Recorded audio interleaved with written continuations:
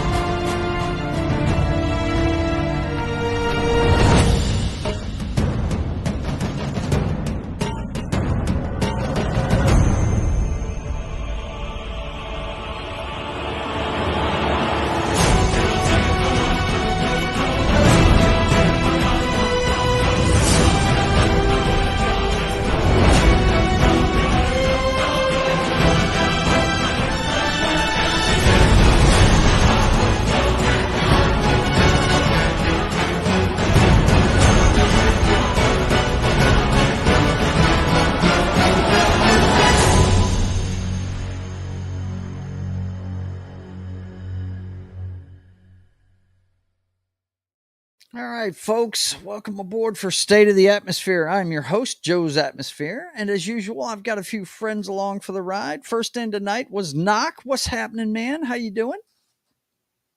Oh, you're nuked again, buddy. Your voice is messing up again. See if it'll work for you. We'll get back to you.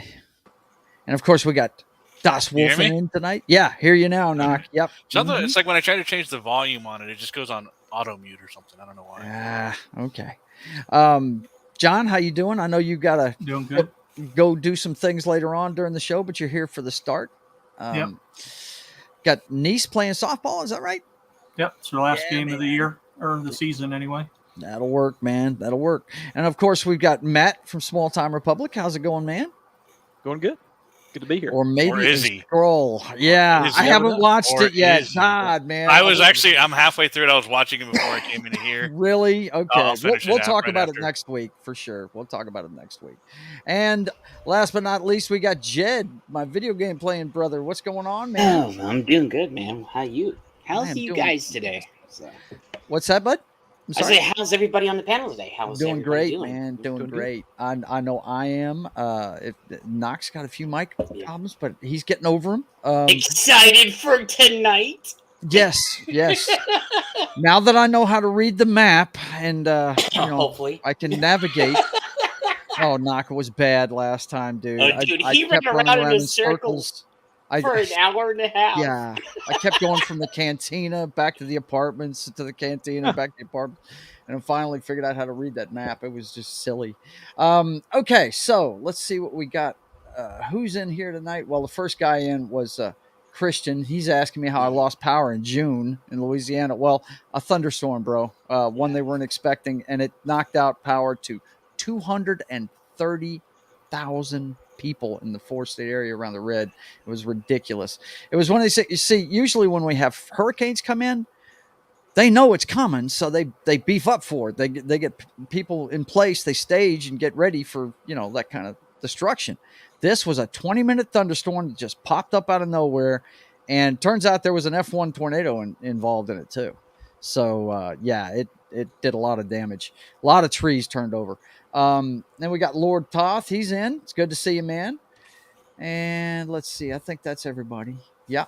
Okay. Well, we can get started. Let's see what we got first tonight, guys. Let me take a look here. Yeah, we're going to talk about The Flash. Now, if anybody out there hasn't seen The Flash yet and you're worried about spoilers, we are going to talk spoilers. So you might want to come back when you see me put up a graphic of the Batman or the Superman. If you see this one or this one, you're good to go. But right now we're going to cover The Flash, and we are going to talk spoilers during it. So let's get started with it. First of all, who on the panel has seen it? I have. Okay. All right, so the top guys have, and the guys on the bottom haven't seen it, but they're not worried about it. Last night, yeah, I went on YouTube and saw somebody that I watch a lot, so I saw all the little tips and spoilers and everything. Just to, you know, so. Yeah, and Matt's not worried about it. So. Yeah, I'm not. Me and Matt are worried about it.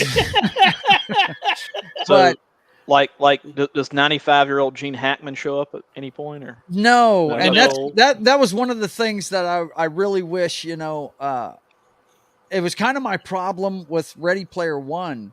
They went about halfway with what they could have done there. You know what I mean? They really did. There was a bunch of stuff they could have put in there that they didn't put in there. But some of the stuff that they put in was pretty cool, though.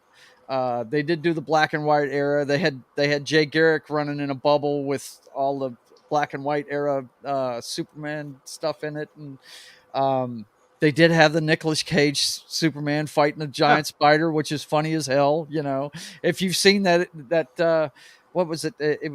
Was it a talk he was giving, or was it an interview he was doing where Kevin Smith talked about that? Yeah, documentary. Yeah. But yeah, and we all know Kevin cried when he saw that. So. Whatever. Kevin's coming here. We have a Comic-Con in August called GeekCon, and you know, I go to it every year, and he's coming, and whatever, Kevin. I love some of his movies, but you know, I don't know the way he's jacked up He-Man and some other things. I can't be on board with that guy anymore. Yeah. But he was one of us at one time. He was one of the outsiders and geek guys but I don't know what happened to him along the way. But getting back to the flick, I think there's a good movie in there, but as I've said from the beginning of his reign as the Flash, Ezra Miller is just not good as Barry Allen. He's just not. He's an erratic weirdo, basically, you know, and Barry Allen's character is just not like that.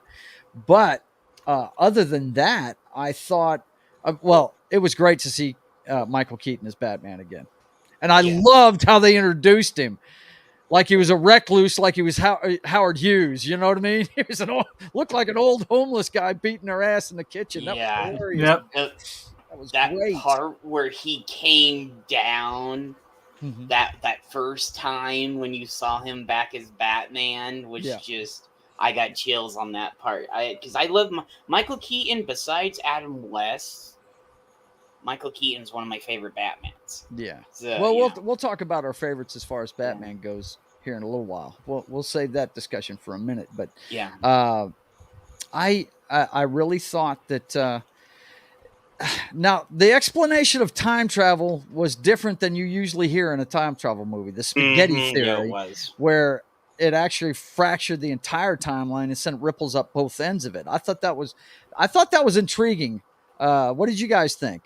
Well, I thought it was great that they were like, well, you may have heard of it as it creates branches. Yeah, that's not how it works. Yeah, right? That's not how it works. That was clearly a dig at Marvel. I laughed at that one. It was like, yeah, that's not how it works. Yeah. All right, E. Clay Thomas is in the house.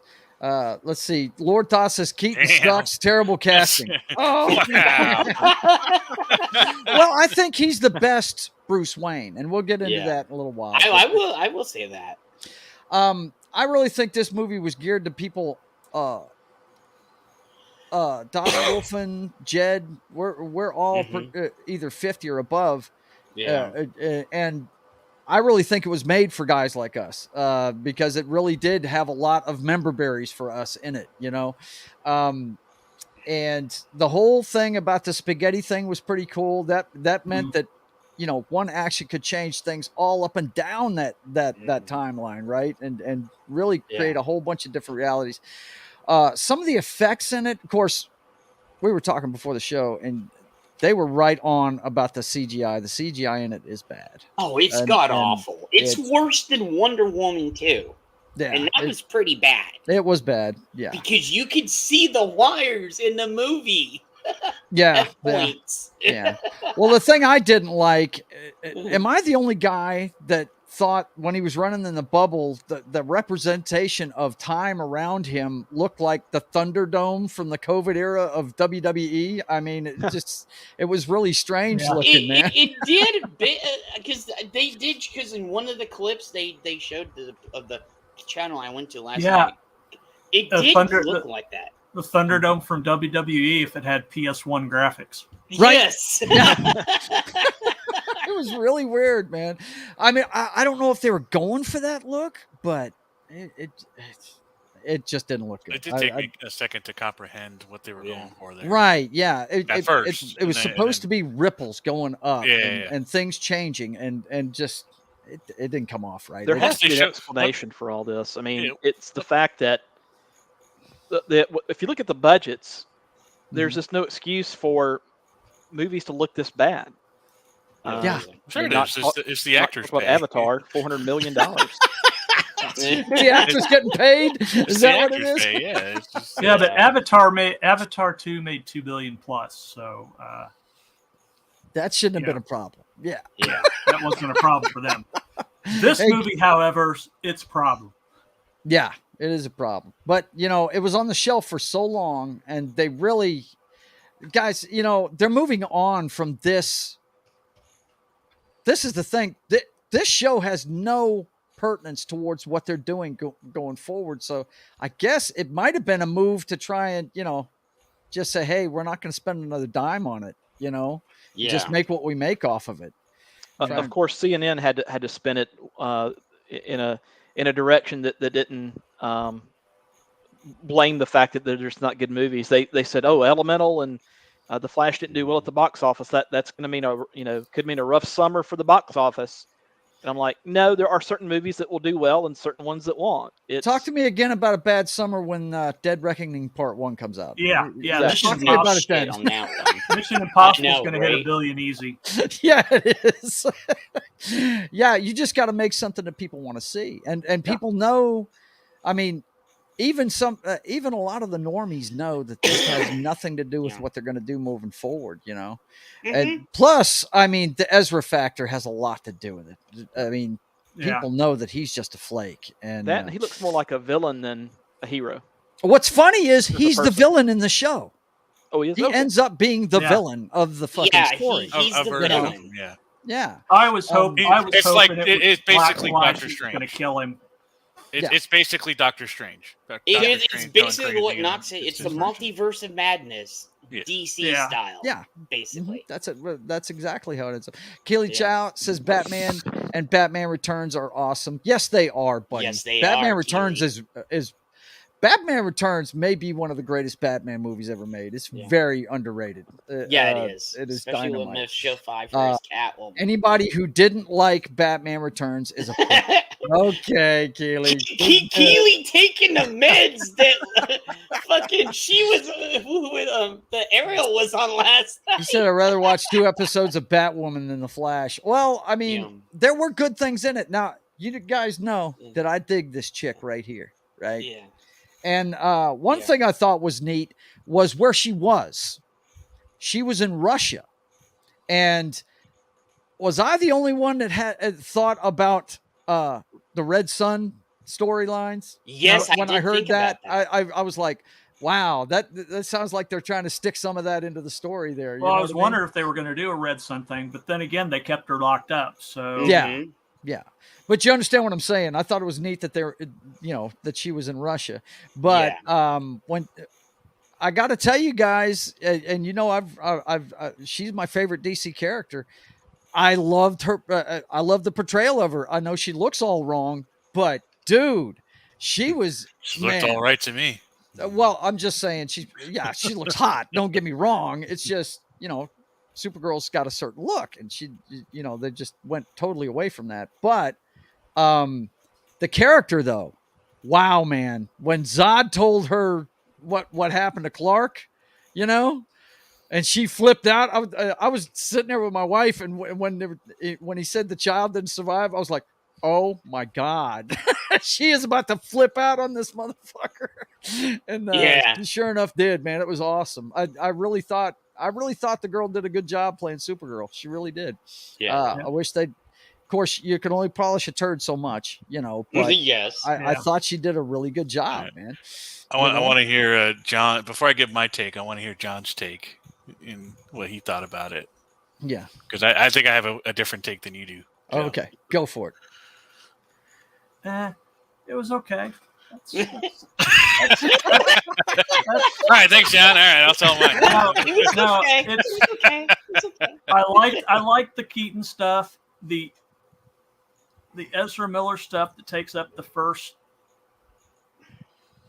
half of the movie sucks. Yeah. I mean, there's no other way to put it. It's horrible. It's poor writing. Mm-hmm. Ezra Miller can't act his way out of a paper bag. Yeah. It's just, the whole, they tried to do Flashpoint and failed.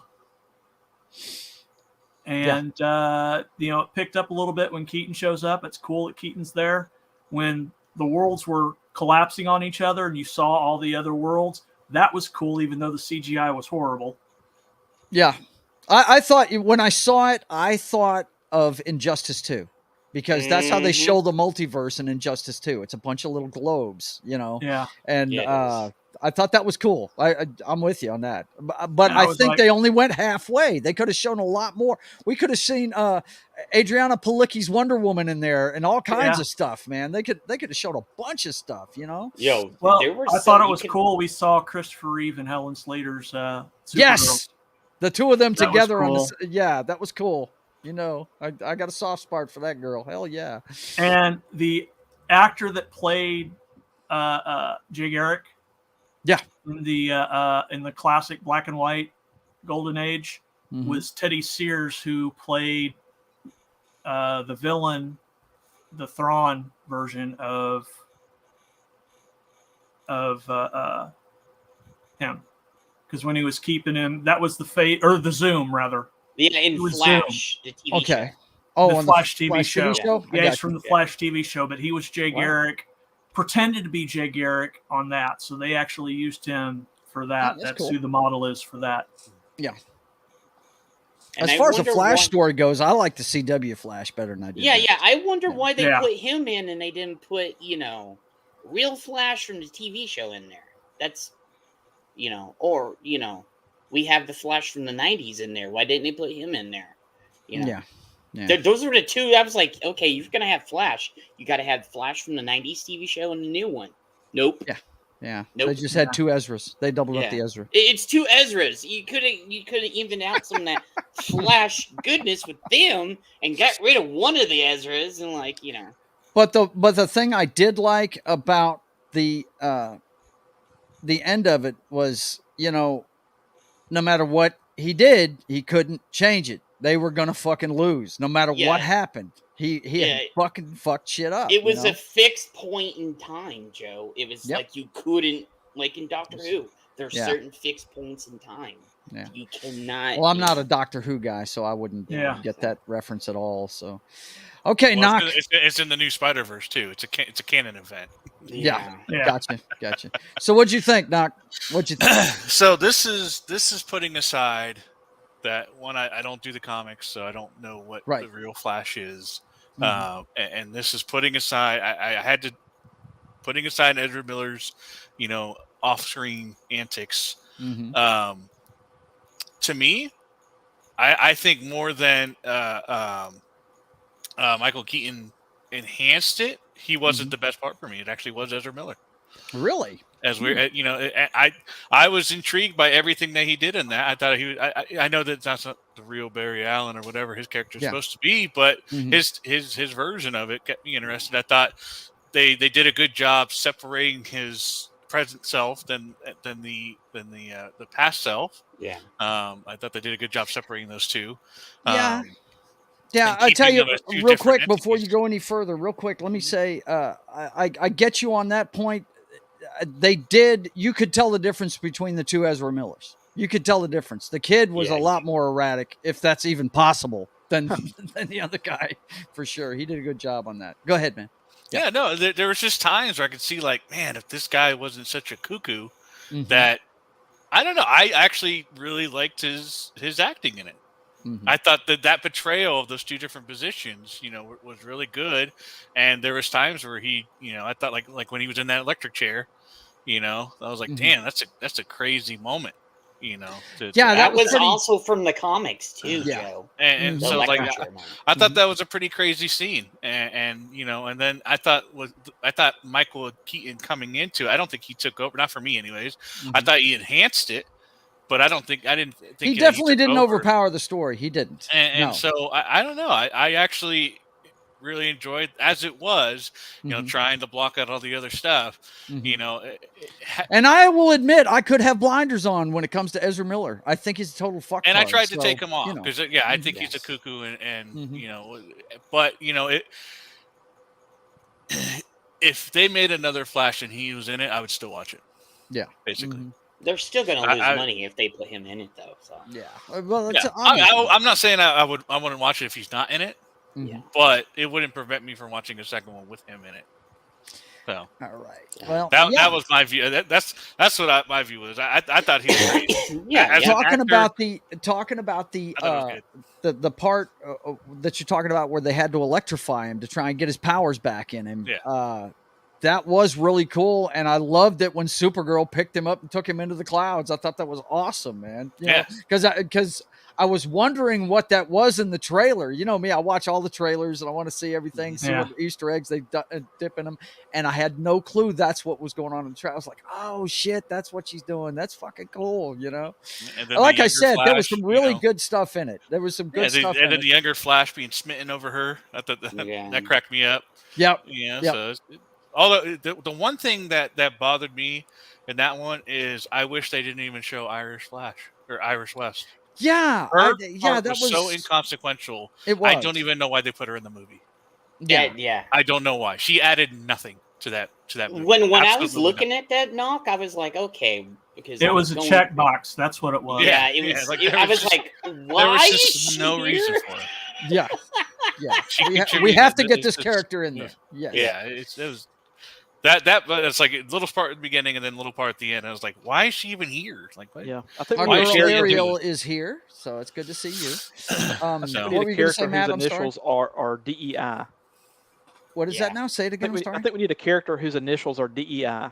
DEI standing for designated something or other. Yeah, diversity and inclusion. Oh yeah. Like have that be the person's initials. Come up with whatever. Well, isn't that the new rule for the Academy coming up in a few years? Like it has to be, your cast has to be diverse in order for you to get in order to be eligible.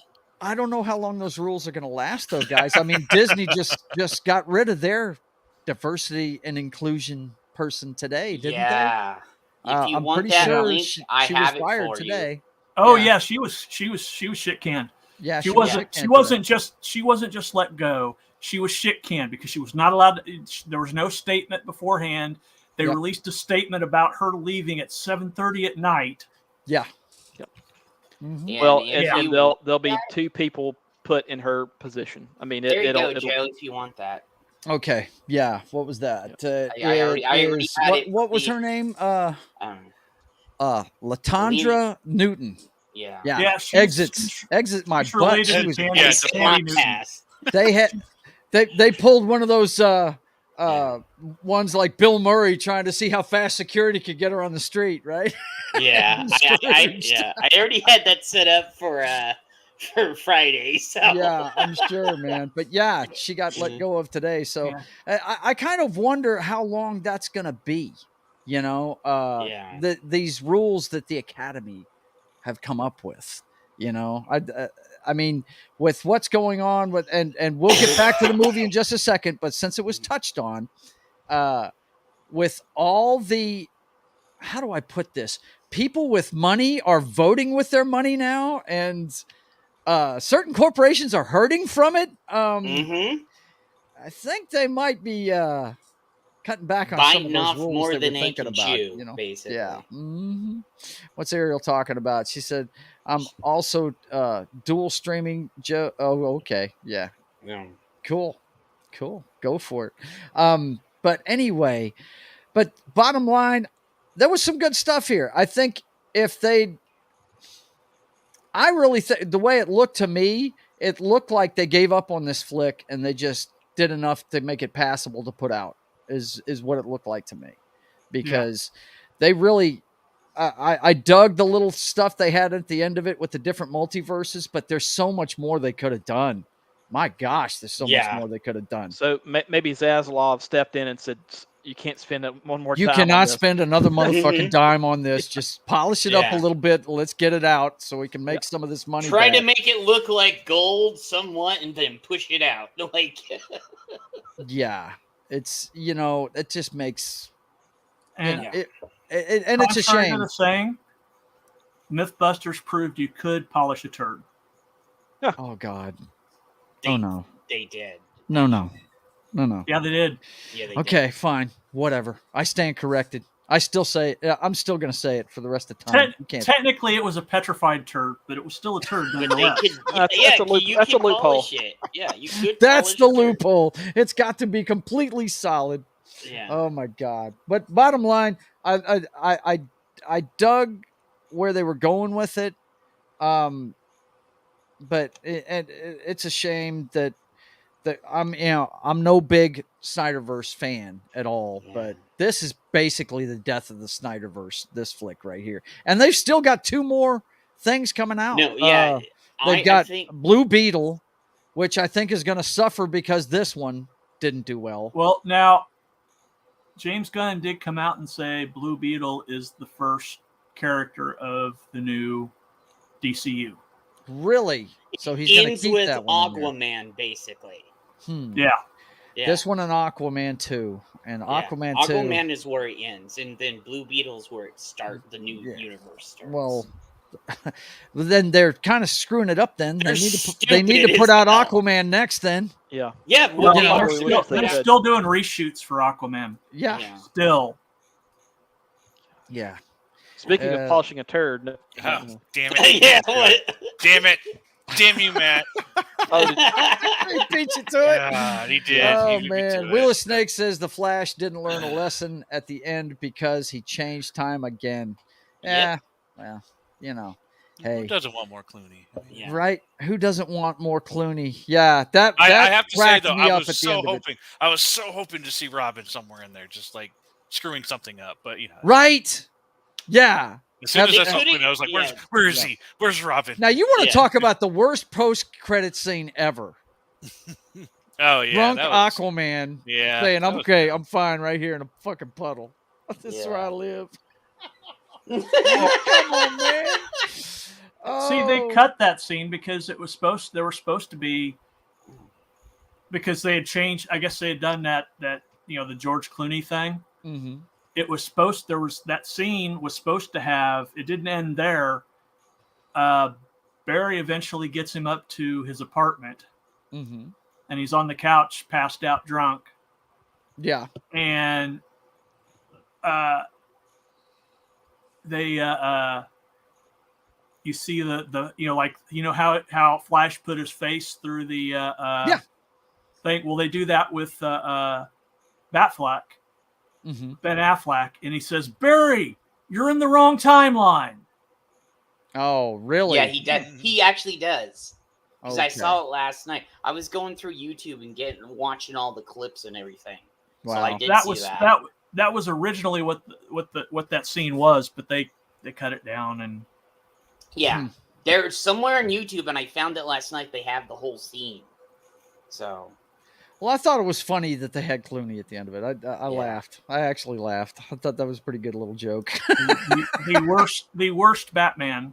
He got stuck. I don't know. Batman. Look, we're fixing to transition into that conversation, but I don't know how you can judge that because he was only in that movie 15 minutes. There wasn't even enough to judge whether or not he was a good Batman or not. Wait, Clooney? Yeah, Clooney. Clooney had his own movie. I'm telling you, in that movie, go watch that movie again. He's on screen about 15 minutes in that whole flick. It's all Batgirl and Robin, the whole damn show. Yeah, there was a lot of that. Well, but you got bat nipples. So you did get bat nipples, no doubt. And when he busts out with the credit card. And the bat credit card. Oh, man. Yep. Joel Schumacher was a lunatic. Yeah. But I will say this: run out and go see it in the theater. Nah, there's nothing there that you have to see in the theater for sure. Well, but watch it when it's HBO when it Max comes on Max, watch it. Give it a watch and see if you like it, because there is some good stuff there. And I got to tell you, of course, I'm biased. I have my biases. I dug Supergirl in it. I thought she was fantastic, man. I really did. So let's see. What's Ariel Ballet saying? Christopher Reeve also didn't learn a lesson when changing time. Yeah, they're having a time travel discussion in there. Captain Finity, if you're out there, please don't come in here and kick my chat's ass. Please don't.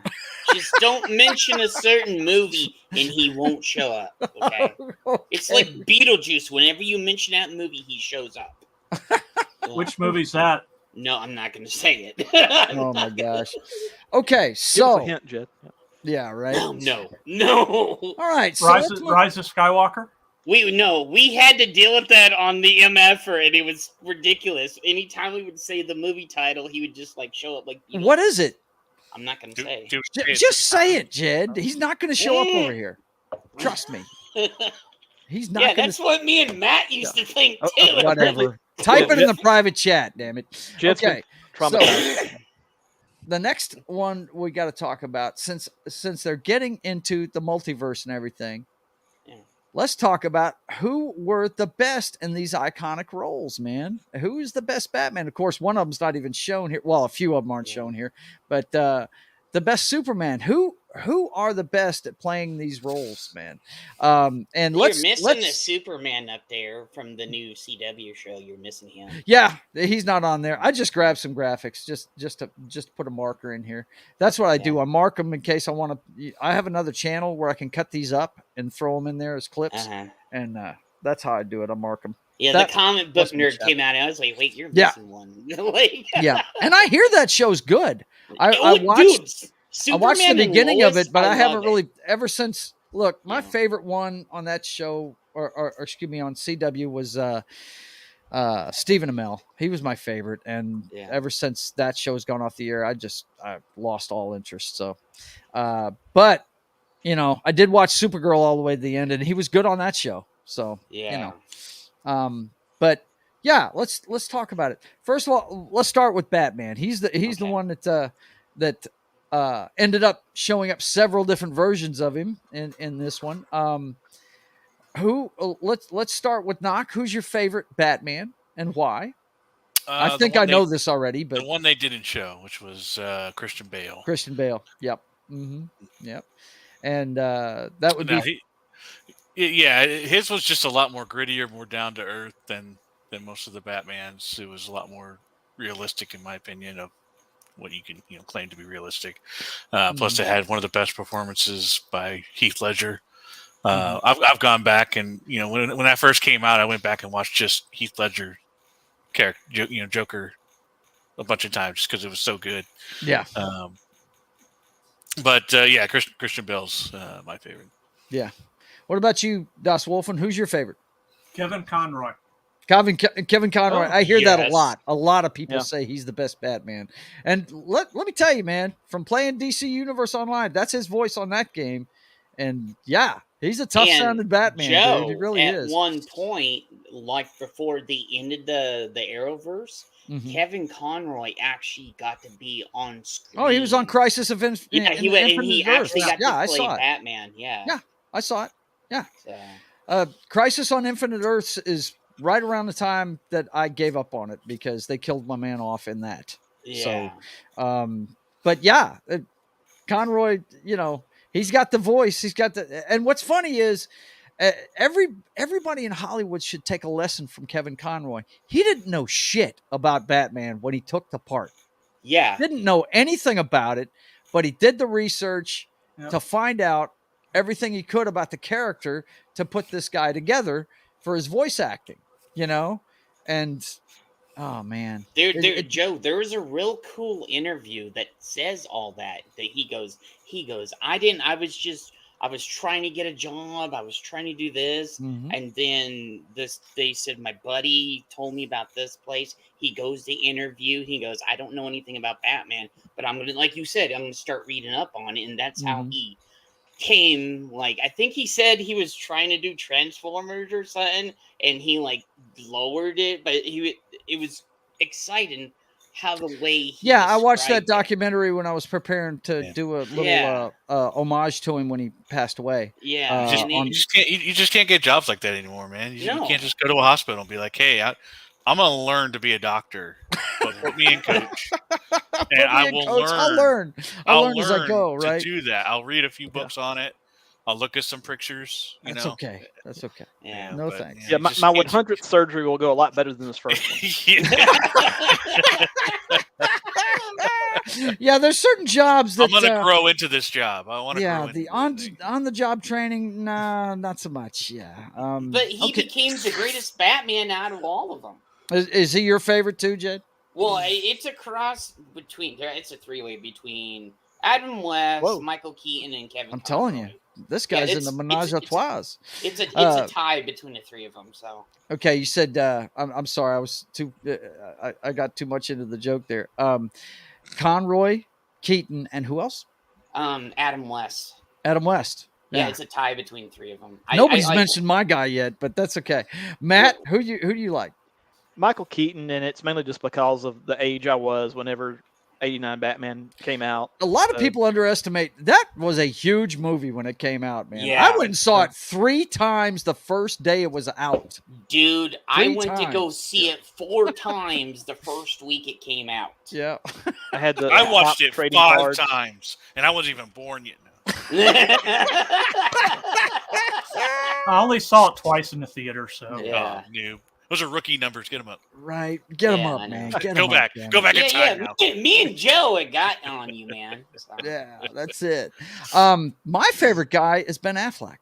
I really think that overall, he's been the best Batman. Now, he hasn't been in the best movies. I'll give you that. But physically, he's the size the Bat is in the books. Yes, I will agree with that. You know, everybody else they've casted has been dwarves compared to what this guy is in the books. The other thing is the one knock I have on Bale's Batman, who I think is the next in line, really.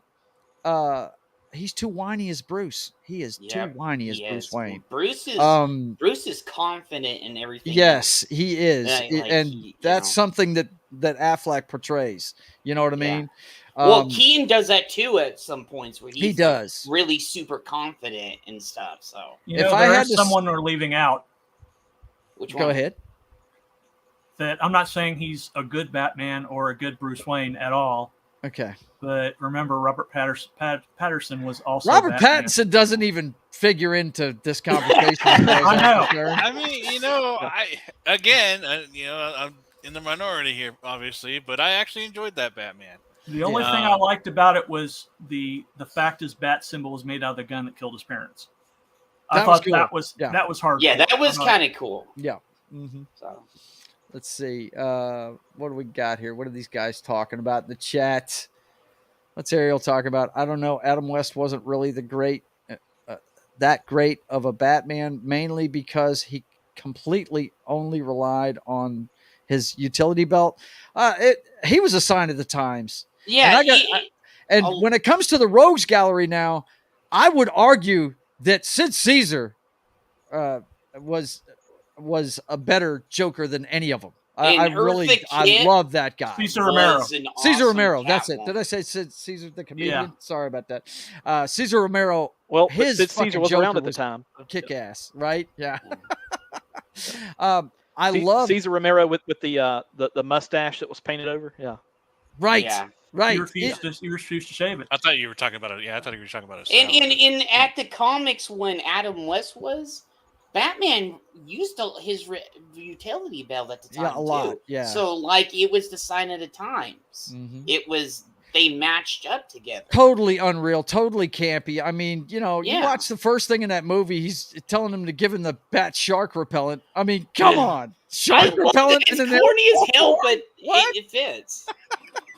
It's too jacked up, man. But when it comes to his Rogues Gallery, when it comes to the Joker, the two guys that the only Academy Awards that superhero movies have won is guys playing the Joker. Yeah. It's Joaquin Phoenix and Heath Ledger, Yep. and both of them did a great job at it. But I still think Jack Nicholson did one of the best portrayals. Yeah, he did. Joker. He did. And you mentioned. Go ahead, Joe. You mentioned Affleck. I think had he been casted, were he to be cast in that role like maybe 10 years prior to when he was, it would not have worked. No, I think he needed to be a more mature guy. And I told everybody, that they always leaned on me because of my knowledge of comic books and stuff at work. And when Batman versus Superman came out, they were like, "How Ben Affleck's gonna suck at it." They were all like, and they were thinking about the J-Lo chasing, drinking, womanizing guy and everything. And I was like, guys, you don't understand. This guy's older now. And I'm with you on that, Matt. If it was 10 years beforehand, he'd have sucked at it. He wouldn't. But the thing about him is he knows the lore. He reads comic books. He's always been into it. And Ben Affleck, not this is not a criticism of him, but he does have that arrogance about him. Yeah, and that helps in that role. It does. I just kept trying to find where Matt Damon was, but I don't know. Right? Keep wanting to say, what would have been funny is that when they showed all those worlds collide, you want to see something funny, have Matt Damon in a Robin outfit standing right next to him. That would have been fucking hilarious. Or they could have gone to a play. Right? And Matt Damon would have done it. Matt Damon's playing the part, right? Oh, my God. Too funny. Ariel's talking about Heath Ledger did such a great job as the Joker. He went that extra mile to kill himself. Oh, I'm not a fan of that. Ha ha ha ha ha. No, he. I don't care for that statement. There. Yeah, well, hey, some people just like to. That's poor taste right there. That's a joke. It's a joke. That's all it is. But Heath Ledger did a fantastic job. He was the first guy to win an Academy Award for a superhero movie, albeit posthumously, and he deserved it, if you ask me. Mm-hmm. He's not the Joker of the comic books. He's and this is the argument I had to get into. You remember our buddy Harry Simon Knock? He hated those friggin' Nolan movies. He's a complete comic book purist, and he could not stand anything about those Batman movies. And I was like, man, all they're trying to do is say, hey, look, if Batman was real, what would it look like? It would look something like this. That's what the Nolan friggin' series was about, And he didn't want to hear any of that shit. And I was like, well, man, and that's what I think the Joker, Heath Ledger's Joker, was a sign of the times when that was made,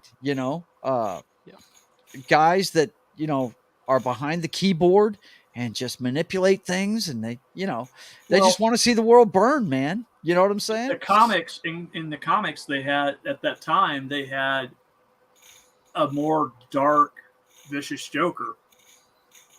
In fact, he had his face ripped off at one point, and he was running around with his face basically stapled on himself. Yeah.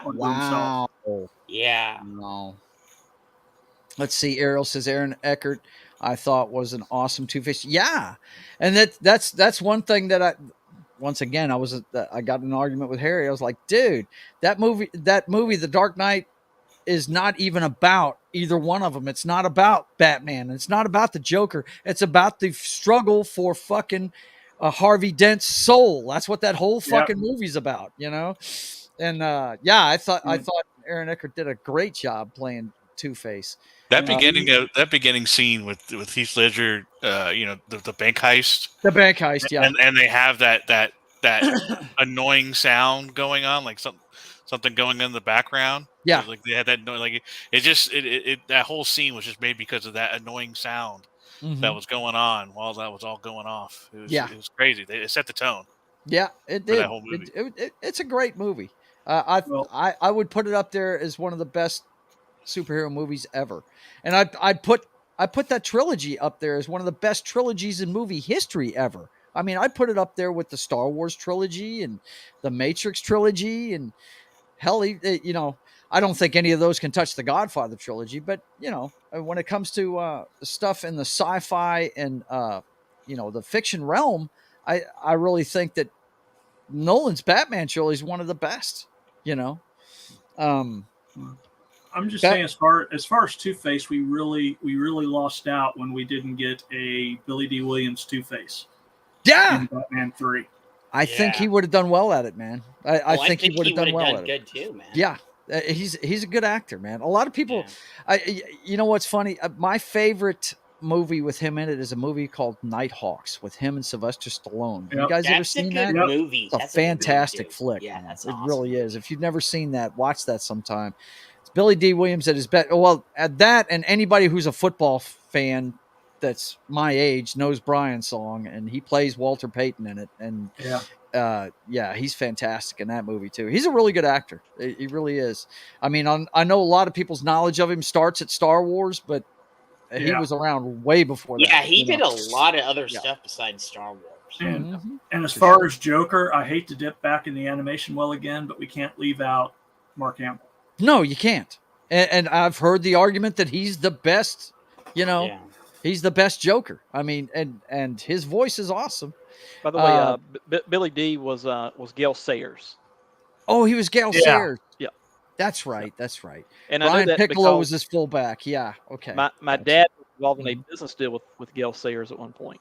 So really? It was just like one meeting they had, but it involved the different businesses they were working at. Hey, you got to meet the man. Oh. Gale Sayers, he was awesome. But yeah, Brian's song, dude. Oh, yeah. I may never watch that movie again. That movie ripped your guts out, man. Yeah, you got to be in the right mindset to watch that movie, man. Brian Piccolo, it was a form of cancer he died of, wasn't it? And man, it ripped your guts out. Rip your guts out. Just to put it in perspective, it would be like Moose Johnson dying of cancer and seeing how Emmett Smith, dealt with it and stuff like that. You know, pretty much. It's oof. But and James Caan's great in it. He that's another guy that's totally underrated. People don't realize in the 70s how big he was. He was James Caan? Oh yeah, he was in everything that came out. And what was the other guy?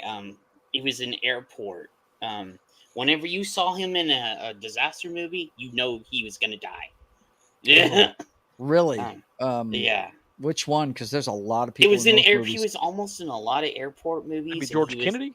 George Kennedy. If you saw George Kennedy in the movie, you know he was going to die or some shit was really going to happen. Except the airport movies, because he's in every one of them. Yeah. He's the guy that knows everything about the plane in every one of those movies. You knew some shit was going to happen if George Kennedy was going to in a movie. Let's see. Ariel Ballet says, question, where would you place the 3 live-action Jokers? Cesar Romero, Jack Nicholson, and Heath Ledger. You're missing a few. You're missing one that won an Academy Award there, but I'll keep going with your thinking here. Like Caesar was considered the Golden Age comics, Nicholson was the Silver Age. I don't know. They've all got their own style, and I think they all reflect their time.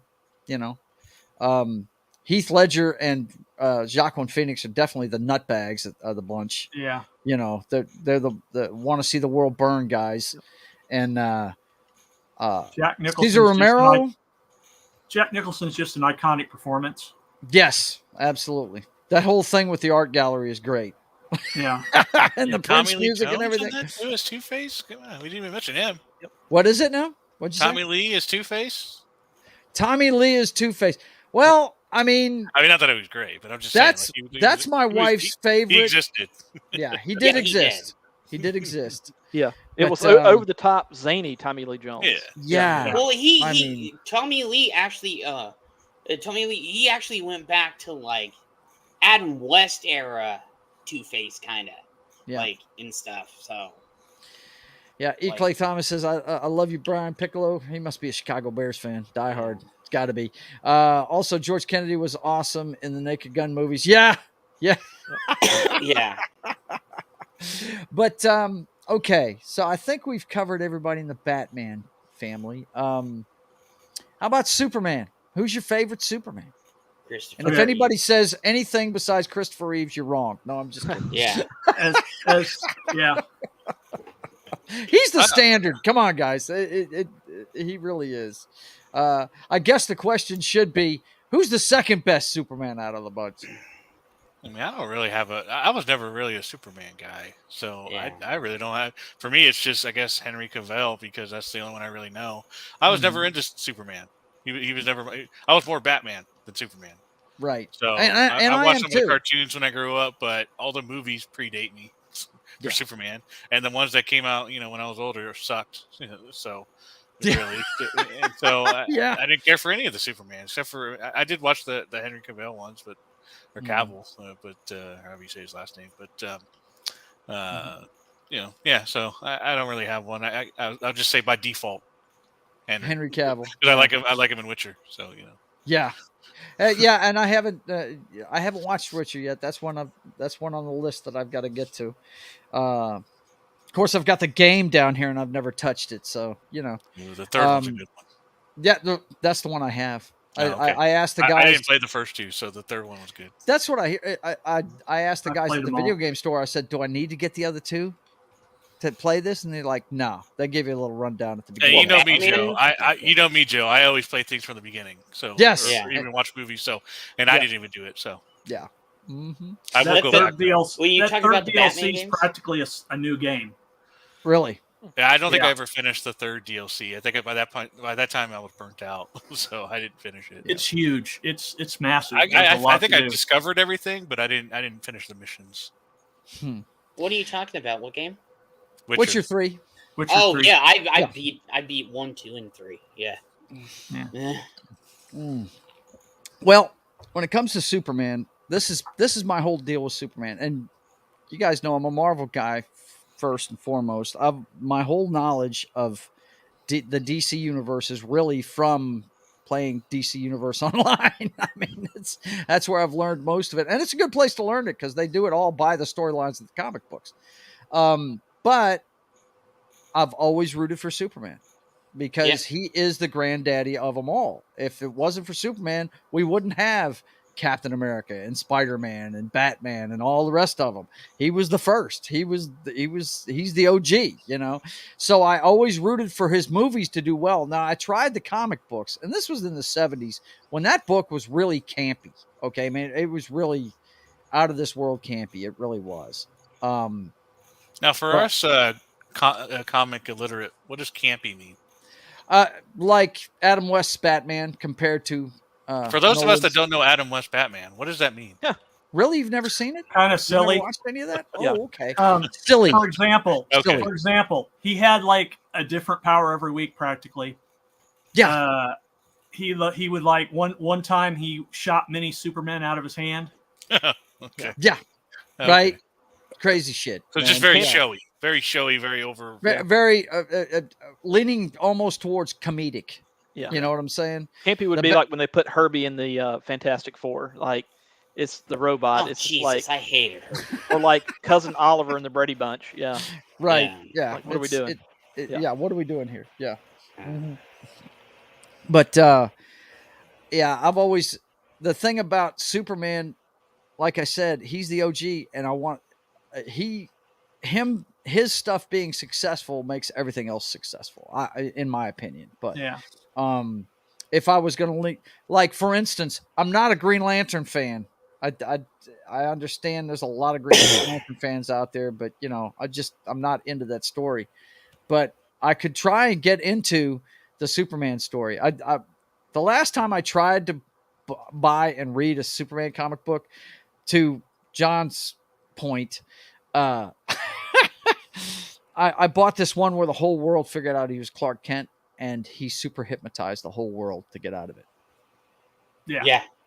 And I was like, no, this is silly. There's nothing this guy can't do. This is stupid.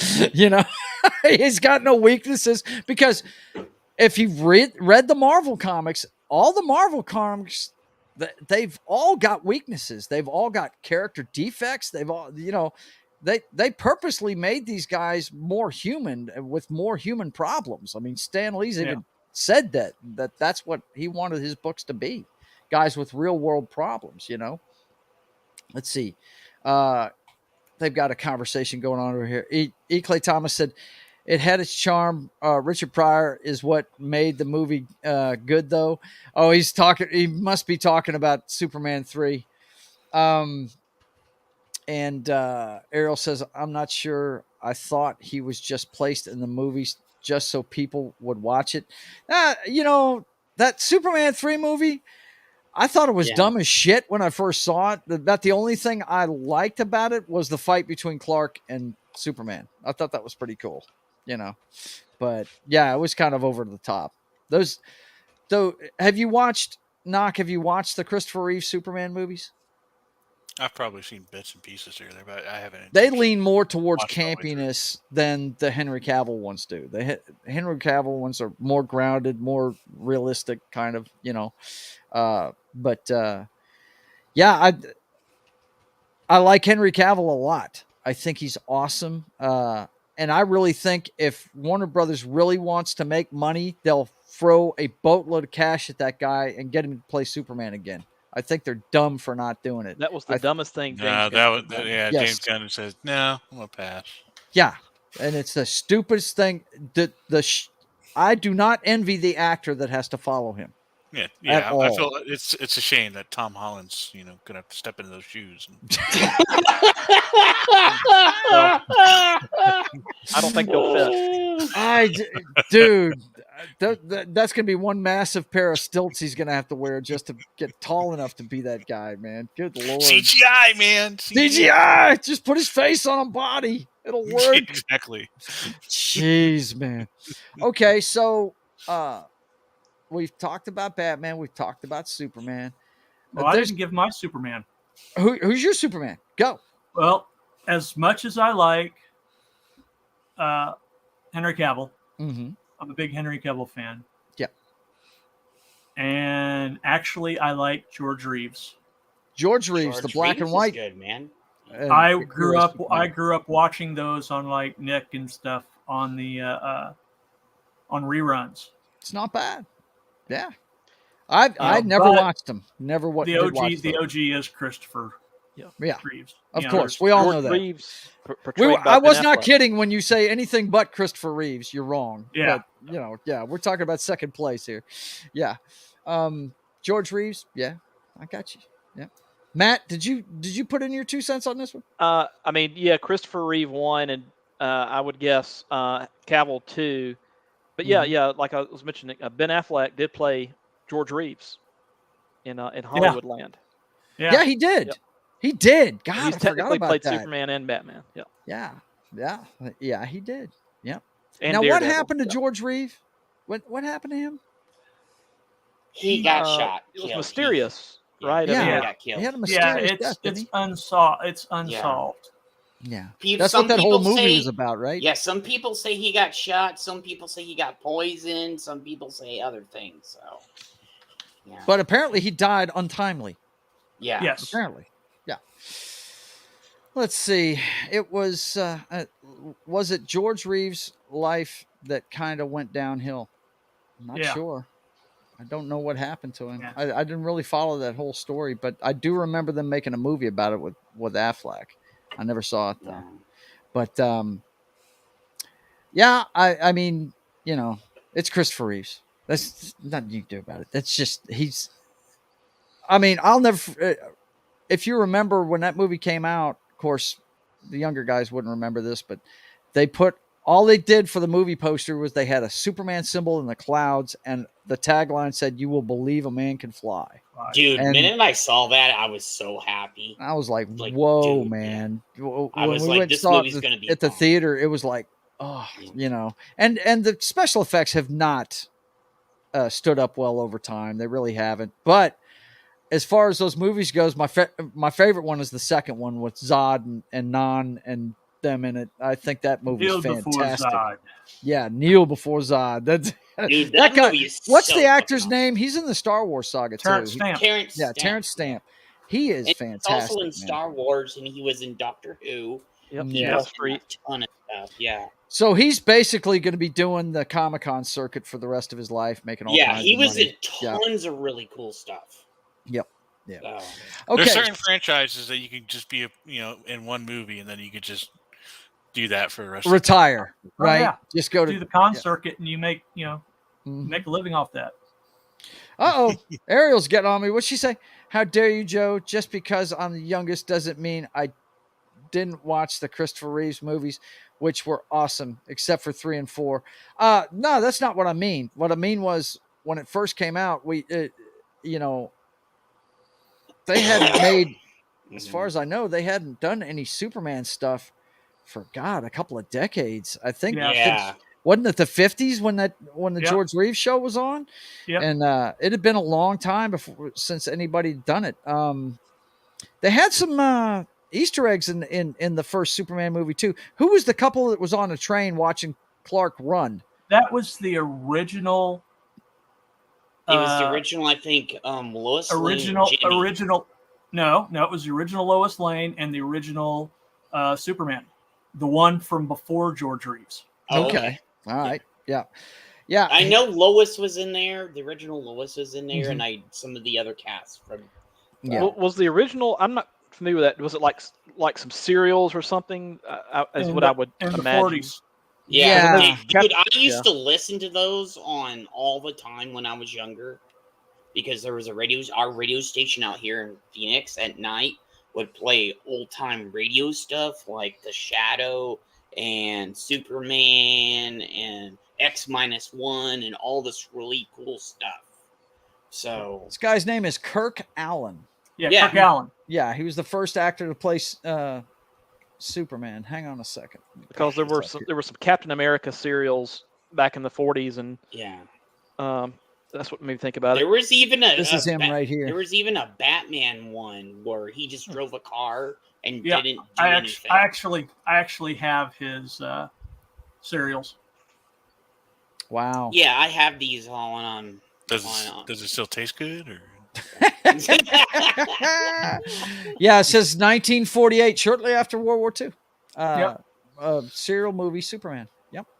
And the sequel, Atom Man versus Superman. Wow. That's crazy, man. We skipped somebody for Batman too. I completely almost forgot. The guy from that era, I'm sure. Lewis Wilson. With the long pointy bat ears, right? Yep. Yeah. Have you got him pulled up or no? There's one. I've got his serial pulled up. I pulled it off my server. Did you the black and white one, the Batman where he just rode this car, the basic car? It wasn't even a Batman. All I remember about him is his ears are like all over the place. Yeah. They were like long and really pointy, and yeah, they were crazy. Yep. Wow, he lived until he lived to be 80. He died in 2000. Let's see. Shaka Zulu 12 says, I haven't seen 3 or 4, neither actually. I don't think my dad had it. Yeah, you're not missing anything. Yeah, really. It just stick to 1 and 2. But 3, I'll give 3 this. It's got a hell of a cast. Robert Wagner's in there. Richard Pryor's in there. Yeah. I mean, there's some good actors in that movie. But 4 is the one I just try to tell people don't even watch. Do not ever watch The Quest for 4 Peace. You will terrible. feel your IQ drop as you watch that movie. I can't believe Gene Hackman. Of course, Gene Hackman said he never turned down an acting role ever. Yeah. So I can believe it after seeing The Quest for Peace. It is just straight horrible. When I was in the movie check the theater, ears on that Batman. Check it out. Yeah. Wow. The ears were like huge. And if you go and look at some of the old shit, I don't remember. So that's an action figure. One time, and he would always go, "Oh, I need to go take my vitamins or something." Then he would bounce off, and they would go and get in the car. And then there was one of the serials where it's Robin's Wild Ride, and it's just they talk about it was weird as fuck. Yeah. Okay, Errol's got a question. Who is the best Lex Luthor? Okay. Jesse Eisenberg, yeah. Oh, man, come on. No. You know better than that. That guy I think one of my favorites is the animated Luthor. The animated Superman Luthor? and animated series. Okay. That's one of my... Played by Clancy Brown. Clancy Brown, huh? Dude, he had Lex down to a T, just like Gene Hackman did. You know. I wonder if that's the same guy that does the voice on the game, because they used a lot of the animated actors on the game. Dude, I love all the animated actors because they really exhume their characters. Yeah. Well, you have to. You absolutely have to. If I had to pick one, I would say Gene Hackman, but I would give an honorable mention to Kevin Spacey in Superman Returns. I really think he was good at playing Lex Luthor. Yeah, I thought he was pretty good. Michael Rosen, was it Michael Rosenbaum? He was a terrible Lex, man. Oh my god! I was he like said in he the was theater. good. I was in the theater and I said, "What the fuck is this shit?" Like out loud, everybody was like, "Yeah, what the fuck is this, man?" Well, but to me, it's not the actor's fault. If we're talking about Jeffrey Eisenberg, or Jesse Eisenberg, whatever fuck his name is, I don't think that's his fault. I think he played what the director asked him to play. Yeah. He came off more like the Joker than he did Lex. Because Lex is the smartest guy on the planet, and he will let you know he's the smartest guy on the planet. I agree with what Ariel said. Michael Rosenbaum was a good Lex, too. Who's Michael Rosenbaum? He's the one from Smallville. Yeah, he was a good Lex. Okay. Yeah, he was a good Lex. I still don't think we have a proper Lex yet. Yeah. I'll tell you another guy I really liked, and you're going to laugh at me, Ducky from Pretty in Pink, man. There you go, Joe. Okay. There you go. Yes, that's what I'm talking about. John Cryer. If you guys never watched Supergirl, he did a great job at being Lex Luthor. He really did. He did a good Lex. Yes, he was. He was really good. He was the smartest guy on the planet, and he let you know it. No doubt. But then he kind of like he became pussified Lex towards the end. Well, everything got pussified on that show by the end of it. I was just like, I was embarrassed to say I watched every episode of it. Yeah, me too. I still gotta finish it. Yeah. Joe, I was just towards the end. I was like struggling. I was like, bro, I can't take this anymore. I can't take it anymore. I was like, why am I? Ariel thinks I'm the best Lex Luthor. No, I'm not the smartest guy on the planet, and I'm not. Yeah, but I still love Clancy's Lex because he exudes just like animated Batman and animated Superman. They exhumed it. Yeah. Well, if you're talking about crypto there, Clay Thomas, he asked, when will we get Superdog? We just got him. What was it, last year? Didn't that movie come out last year? Yeah. League of Super Pets. Super Pets? I still haven't seen it yet.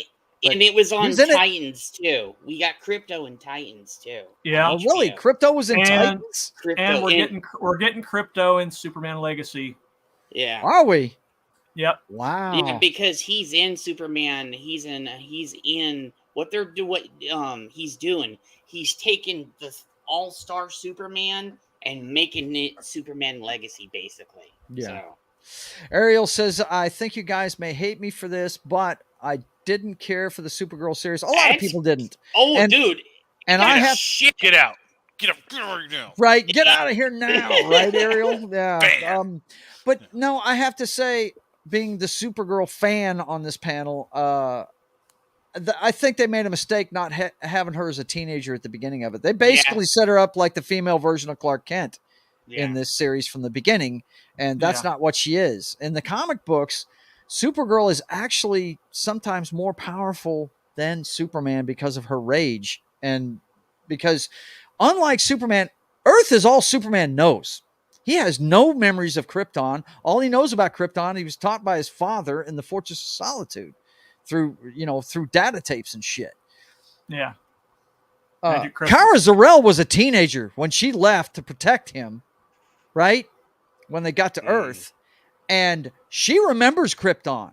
And she's pissed off at the fact it's gone. That's one reason why I dug the version of her they had in the Flash movie. She was angry at these motherfuckers. She was pissed off at them, for what they did to her and shit. And she even says when she's talking to, the Flash in it, she had some good moments. She was sitting there saying, this is nothing like my planet, and it's gone, and I can't go back to it, and she was pissed off about it. I thought it would have been a better show if they'd have started with her as a teenager, but But then later on, they did bring, everybody back, and that they put Lois and Clark up there with her, and that's how they had the kids, and look. Go ahead. I was just gonna say that the whole CW stuff, and I haven't wrapped it up myself yet, but I just go back to it every once in a while. It's the kind of show that you go back to when you just want just nothing, just surface mainly, nothing that's super deep, just something that's kind of you don't have to put a lot of thought into it. Check your brain. Yeah, exactly. That's that's You just kind of watch it just to see something kind of silly, kind of I guess campy. Okay with this one, I think. I will say, but I do it every once in a while. Yeah, I love the Superman and Lois show because it's more real. It's how Lois and Clark would be if they had a family. Yeah, it's really good. And Jed's a big Superman fan, so dude, I'm the biggest. And if I'm praising the show, what the fuck? I've heard nothing but good stuff about it. Yeah, I'll get around to it one of these days. It's a family show too. And then last season they had Superboy alternate from the 90s where he had his jacket back during the reign of Superman. He was from last season was crazy as shit. Yeah. Well, to Knox's point, my wife's favorite one out of all the CW shows, you want to talk about checking your brain at the door, was what was it, Legends of Tomorrow? Was that the name of it? It's my favorite one of the bunch. That was her favorite one, man. She loved that. It used to be my favorite until they took it down that different path where everything had to be woke, everything had to be a fucking check mark. Well, they did that with all the shows on the CW. Yeah. Well, no, they haven't done that. Damien Dark ruled that show. Yes, he did. That was Damien was freaking awesome. That guy is awesome. Yeah, he is fantastic. I've loved everything he's done. And I believe he started on Arrow. What didn't he? Didn't he start on Arrow as one of the bads on that show? Yeah. Damien Dark. Yeah, man. God, I miss Arrow, dude. Oh, he was in Justified, which is coming soon. Can't wait for that. New Justified. Okay. Well, the reboot. I need to go. Okay. It's that time. So I'll see you guys later. All right. Okay. You got anything you need to push, brother? No. There is no. Brian's not doing a show in the morning, so the next time I'm on will be Friday. Okay. Well, I'm going to fill him in on what you're doing Sunday. So. Okay. Yeah. So I'll be there Sunday. I'm just not going to be on there Saturday because I'll be out of town. So. Gotcha. So everybody have a good night, and I will see you later. All right. Take care, brother. Good night, John. Take care. Hope she wins. Right? I hope she wins too. Yeah. I got a soft spot for girls that play softball, man, because I dated the catcher of our high school softball team for 3 years. You got a soft spot for those that softball play softball girls. Yes, I do. Okay. Yeah, when you did the catcher, what's his name? Yeah. But CW shows, definitely check your brain at the door. But I've heard nothing but good stuff about Superman and Lois, and that's I've watched the first. I think I'm into the second season at this point because I stopped because I watch every show in chronological order when they came out. They're episode wise. Yeah, so but I'm always going back and forth between the different shows for each week because they usually did their Tuesday, Thursday, Friday night showing or whatever of each one. It's Tuesday or Wednesday when they usually have. Because I watch it. I just watch it on the replay. I never watch them live. I watch them when the whole season's I don't watch them live either. But E-Clay is right. Superman looks great if you're a comic fan because I freaked out last season. I was like, "Holy shit! They have Superboy from the '90s." Holy shit, they have this. Holy shit, they have. I was pointing out all the Easter eggs to my friends, and my friends were like, that's cool. I was like, dude, they actually put shit from the comic in the show. This is awesome. Yeah. Well, they did that with Supergirl. The only thing they were just bad versions of them. They were. Tio Morrow, they killed him off right away with the Red Tornado story. They're in the first season. why are you killing off T.O. Morrow? That makes and no I sense. was like, when I saw that, I was like, oh shit, they're gonna, oh fuck. Yeah. Now they can't do this, like this, and this. I really like the Sam Witwer story arc. Yes. Now that storyline, you want to talk about? See, that's where it started to go down the road. Yes, it was. Because that was definitely a statement on the president's stance on illegal aliens and all that stuff, and then you find out the president is an illegal alien herself. It was definitely a statement on that. No doubt about it. I was like, wait a second. They weren't even sugarcoating it, man. I was just like, they just said, fuck you guys. But Sam Witwer is, those of us that play video games and watch this kind of stuff, that's another guy that's going to be living on the Comic-Con circuit the rest of his life, all the stuff he's done, Dude, he's done Star Wars, Superman, Supergirl. He was in Walking Dead. Walking Dead. So he's fucking awesome, man. Yeah, he is great. He's in one of my favorite shows that I don't think gets enough credit, which is Being Human, and it's one of my favorite roles. Being Human. Yeah. I got to finish that game, man. I got to finish that game. No. It's not the game. You're talking about Becoming Human. Okay. Human. I'm talking about Being Human. It's a TV show. Oh, okay. He plays a vampire. He's basically a vampire, a werewolf, and a ghost live in the same house. Like it sounds like a punchline, but that's literally the what the story or what the show's about. Yeah. Wow. Ironcaster's here. Hey man, what's going on? I was at work, so I wasn't because I was going to be able to stream it. Okay, gotcha. Yeah, like when he's at work, we can't do Archivist, so sometimes when he does get home and stuff, we can do Archivist stuff. I love Ironcaster, man. He's family to me. He was on one of the first comic book streams I did. Okay, so we've covered Superman, we covered Batman. Best Spider-Man. Toby. Toby? Okay. Peter Toby's Parker. the GOAT, right? That's Peter Parker.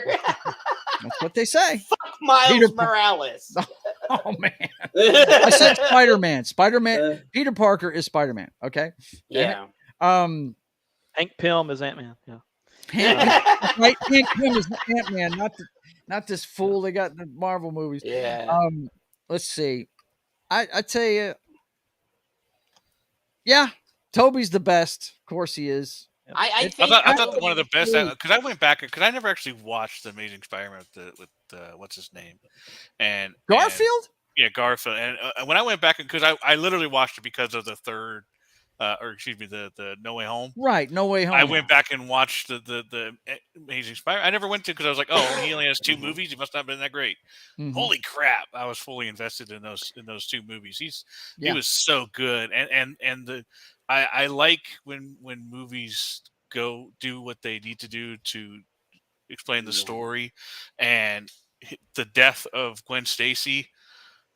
And how brutal it was. Oh, that was brutal as hell, bro. And then you saw that pain. Like, God, you're so good at portraying pain. Because you saw when he saved, Zendaya. You even hear her bones crack when she comes down, dude. Oh, yeah.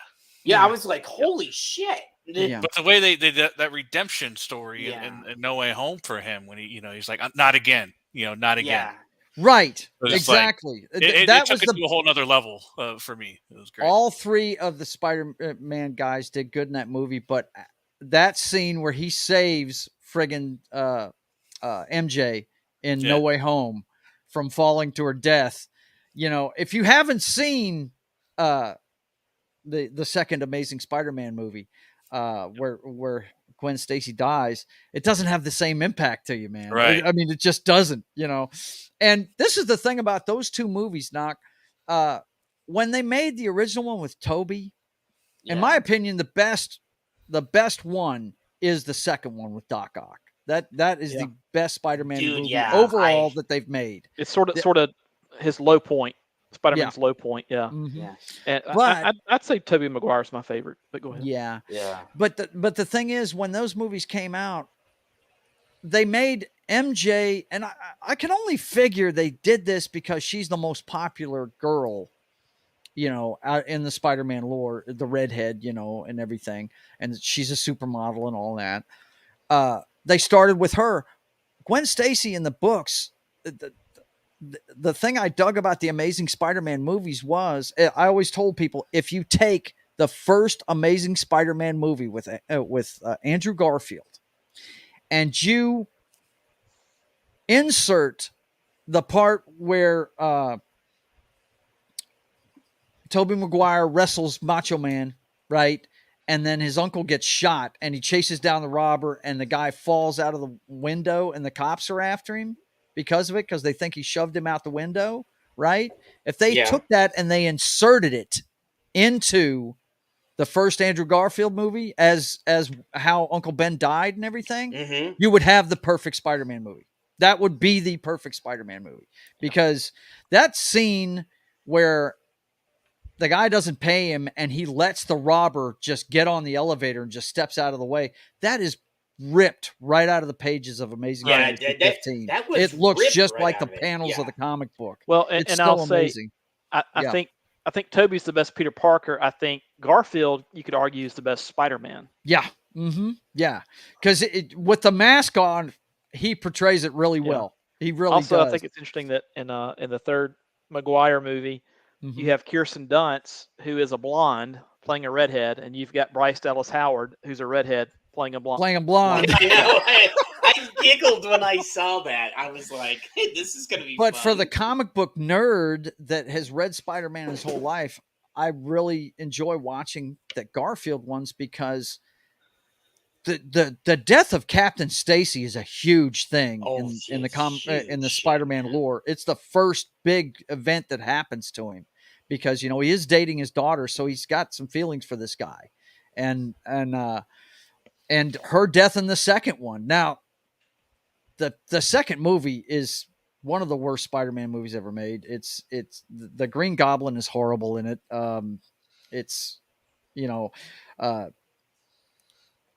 My man Jamie Foxx is a whole lot better in No Way Home than that stupid shit they made him in the original one.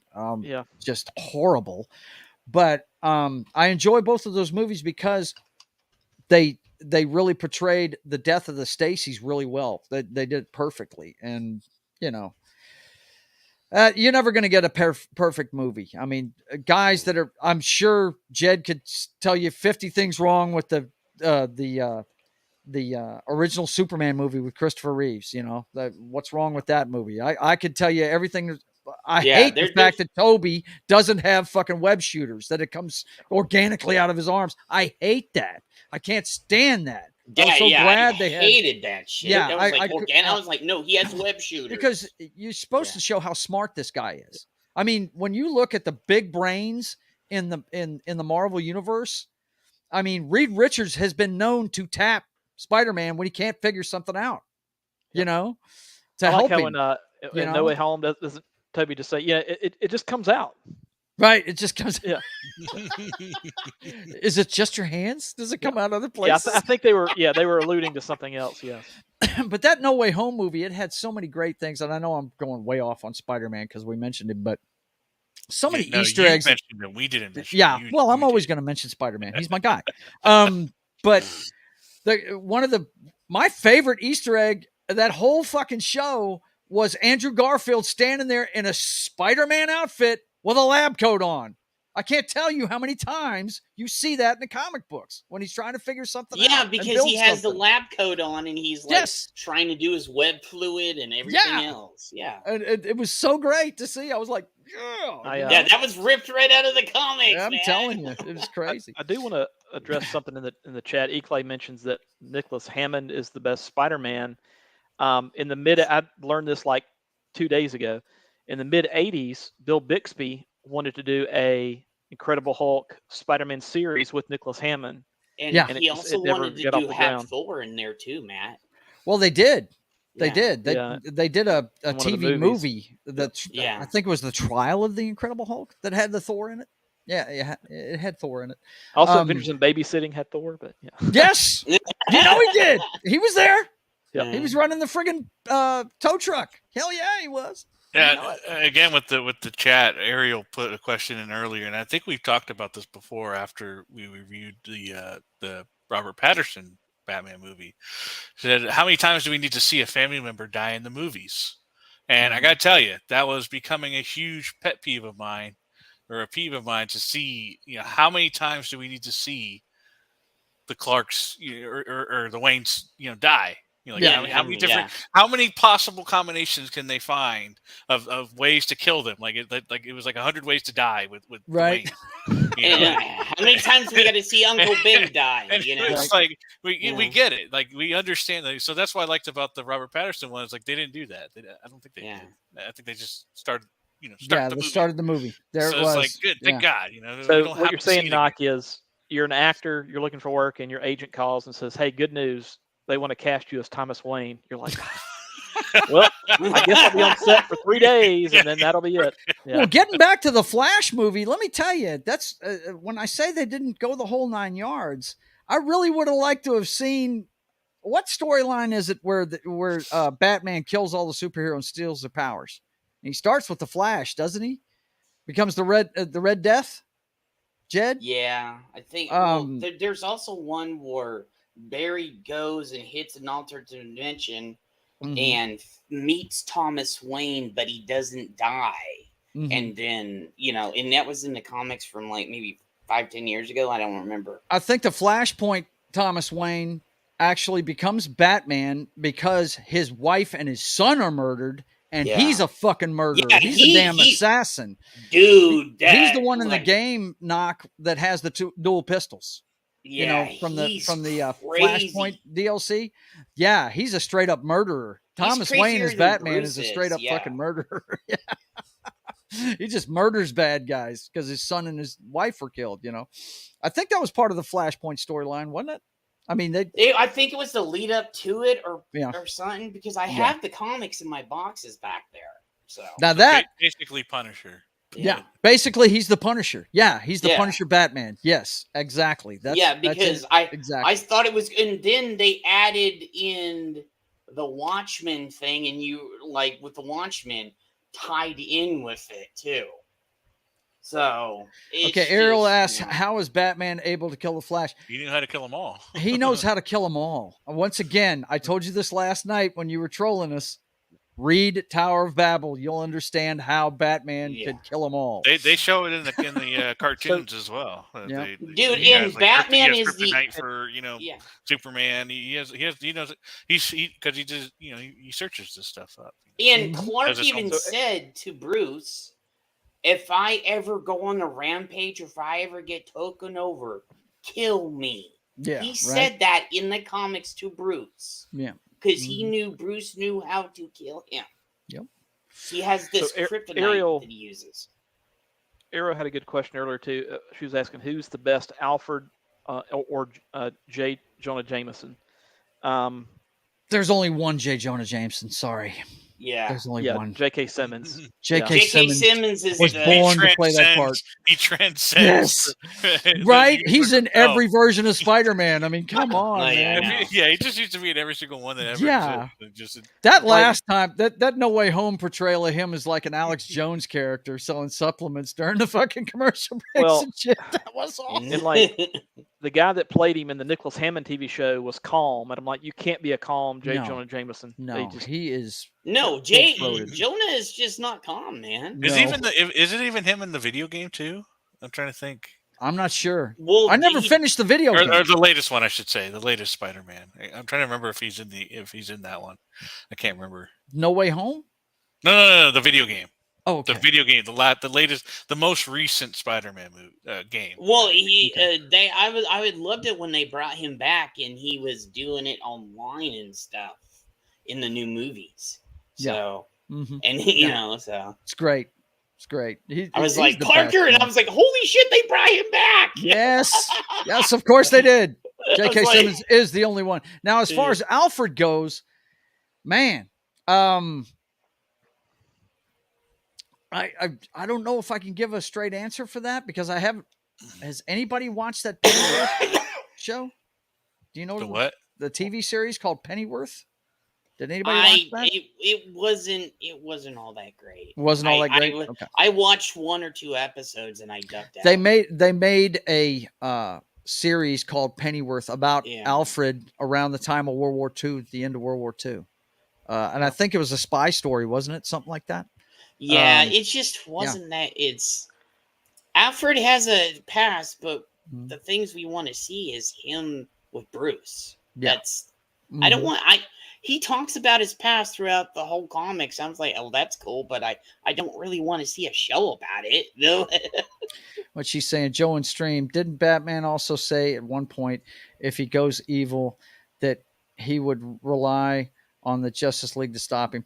Yeah, I don't really know. Like I said, I don't know. And there's the thing. Bruce did say, if I did ever go evil, he asked Diana and Clark to take care of him because they knew they together could do it.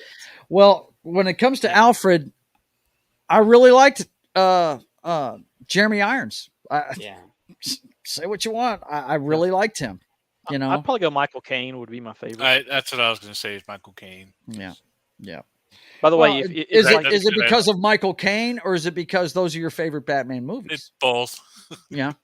But I do like Michael Caine. I liked him in the other one was, and he was in another Christian Bale movie, was it? Or was that the Edward Norton one, The Prestige? Or was it The Illusionist? Nolan uses Michael Caine all the damn time. Yeah. But The Prestige is one of my favorite movies too. Oh, The Prestige is great. Yeah, it's a fantastic flick. Yep. You got a young ScarJo in it, I think, if I remember correctly. Is she in that movie? I think she was the female actress in that. Was she? Huh. I have to go back and watch that again because I'm a big fan. Yeah, right. It's been a few years for me. And The Illusionist was pretty good too with Edward Norton. Yep. Yeah. But by the way, if you want to say Michael Caine and sound the way he would sound, saying his own Michael name, Caine. You say my cocaine. Michael Caine. That's it. So. Michael Caine. I forgot. Yeah, Hugh Jackman was in that one too. I forgot about that. He was the guy trying to figure out the secret. Yeah. Scarlett Johansson. Oh, cool. All right, I'll have to watch that movie again because I'm a big fan of the Johansson, no doubt. Michael Caine wasn't really the best as Alfred, but the actor that did the 4 movies with Michael Keaton and the other 2. I don't even know that actor's name, but he was good. I do like the Alfred that's in the '89 Batman movie and that series of movies. He did really well, But Michael Caine, I don't know that you can pick one out of all of them because I mean, Jeremy Irons is good too.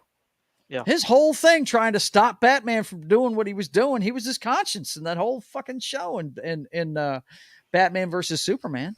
So I think they're all good, but. If I had to pick one out of all of them, I'd just say Jeremy Irons because I love the actor and I'll watch anything with the guy in it. I think he's great. So, ever since I saw, I don't know if you guys have ever seen. I think they just made a series on one of the streaming services with a female version of this, but it's a movie called Dead Ringers from back in the day.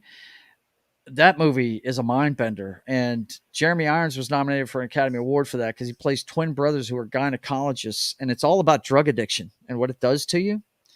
And you can tell the difference between the playboy brother and the timid brother at the beginning of the show.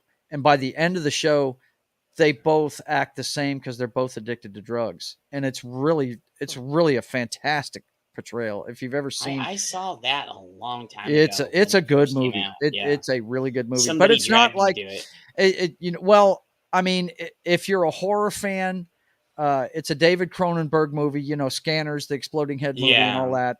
He makes great movies, but this one is like a psychological thriller type thing that's kind of strange and. He has a thing for body horror. If you've seen his version of The Fly, he loves Videodrome, body horror.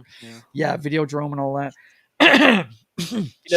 With Jeremy Irons, he's done several movies where you don't walk out of watching it, clicking your heels and no, his movies are deep. A lot of them, I think he wasn't.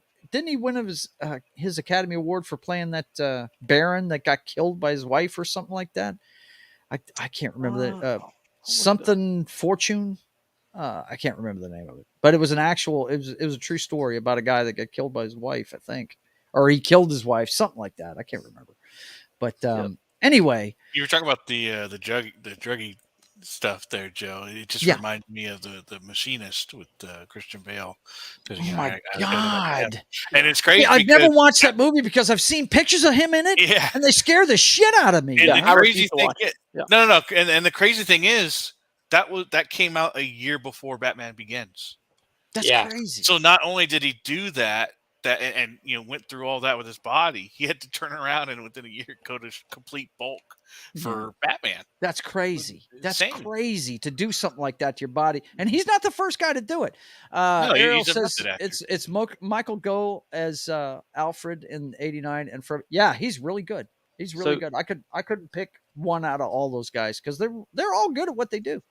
Joe, I looked it up, and Jeremy Irons won the Oscar for Best Actor in 1991 for his performance as Klaus von Bülow in the 1990 film Reversal of Fortune. Reversal of Fortune. That's it. I think Glenn Close plays his wife in it, and I can't remember. One of them murders the other one and gets away with it. It's something like that. I can't remember exactly how it went, but it was a true story. Klaus von Bülow is a real guy. Yeah.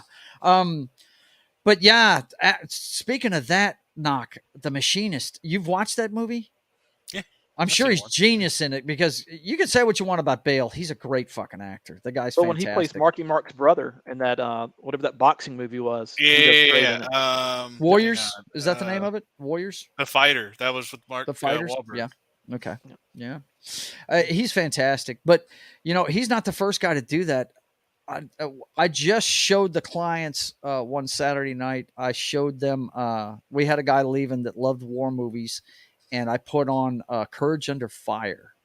And if you've never seen that movie, Matt Damon did the same fucking thing. He friggin' dropped a bunch of fucking weight to make it look like he was drug addicted. He was shooting up heroin between his toes, right?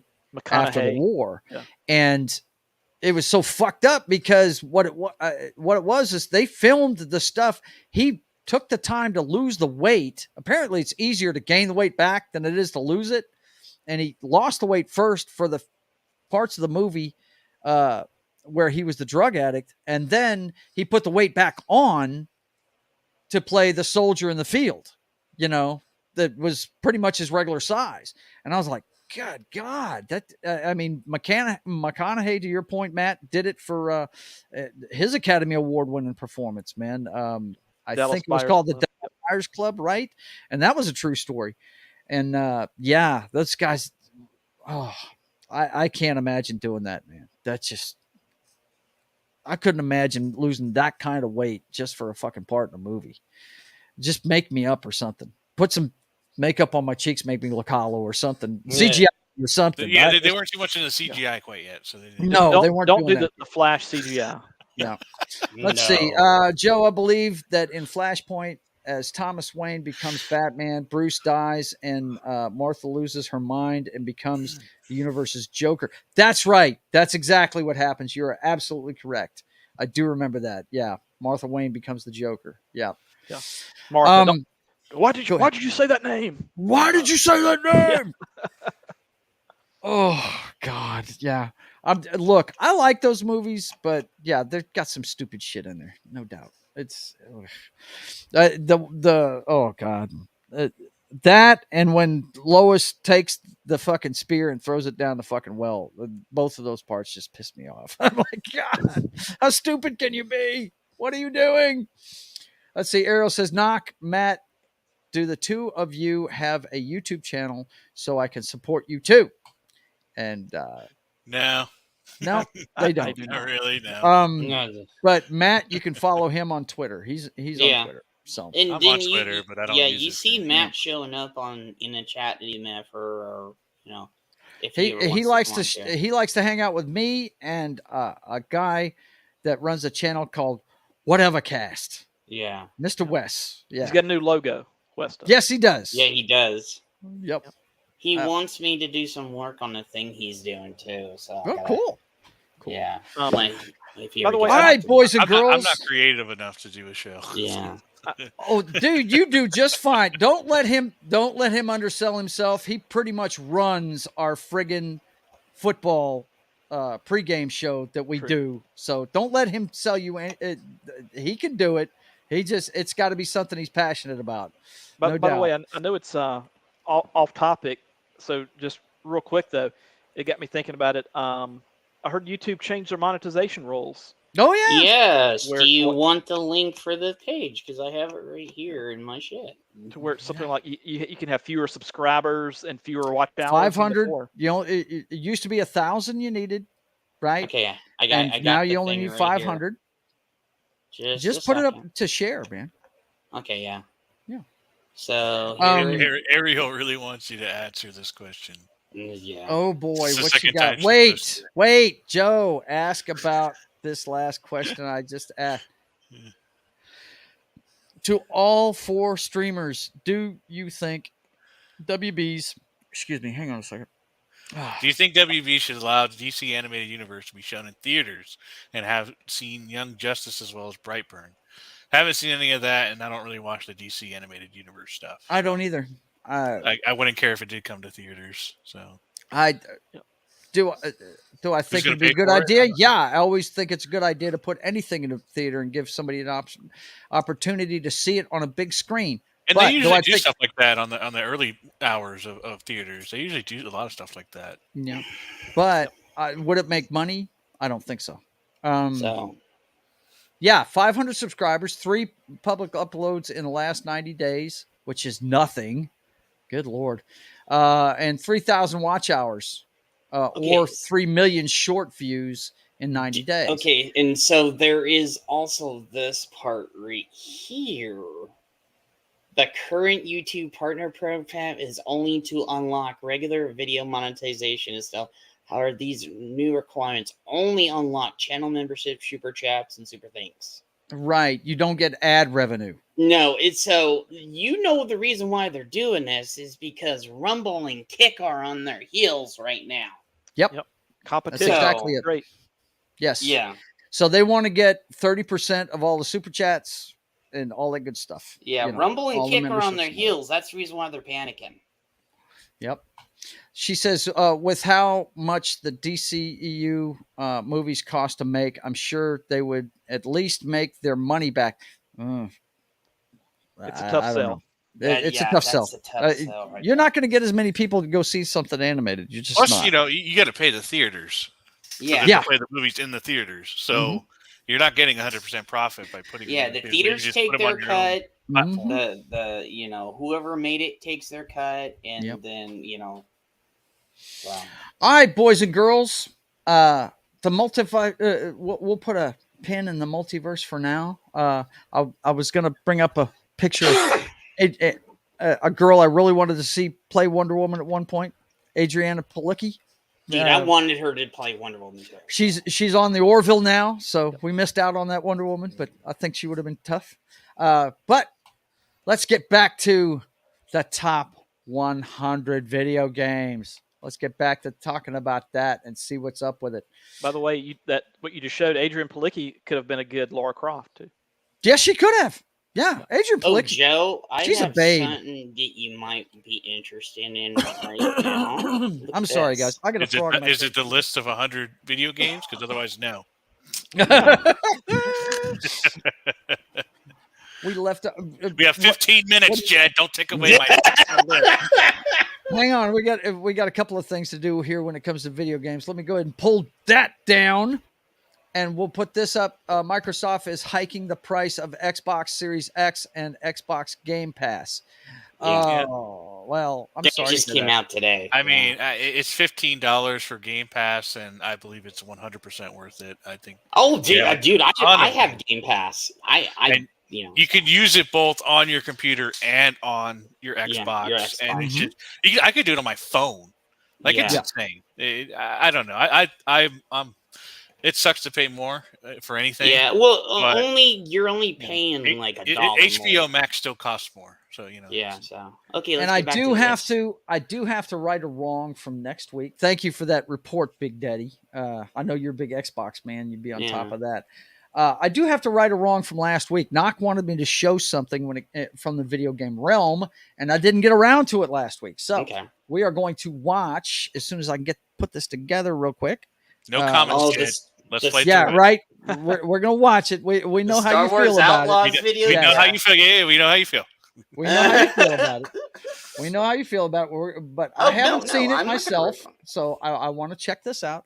It's a new open world Star Wars game. Let me pull up. Oh, I'm pulling up the wrong things, or am I? Hang on. I got to be bad. I'm going to be playing Starfield when it comes out. Yeah, Starfield. From what I hear, it looks pretty cool, man. I'm taking that week off. Starfield. It's just fuck, man. Yeah, I'm going to be all up in that. I'm going to be like. It's literally the reason why I got an Xbox Series S. I'm going to dive into that. Yeah. So you've got a Series S too, man? No, I got to get one. So I was talking to Knock there. Yeah, I was talking to Knock.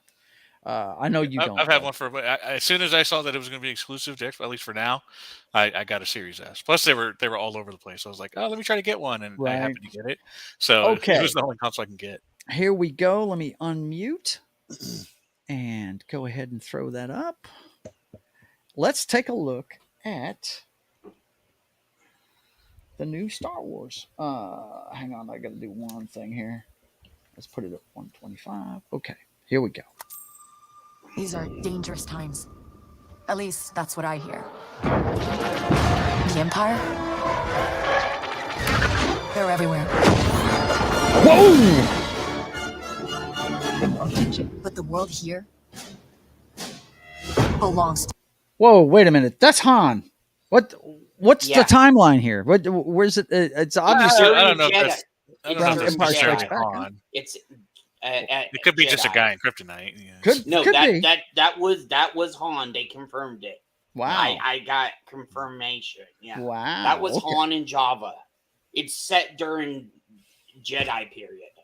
So that'd be after Jedi. But that sure looks like If I want to survive, I have to play their game.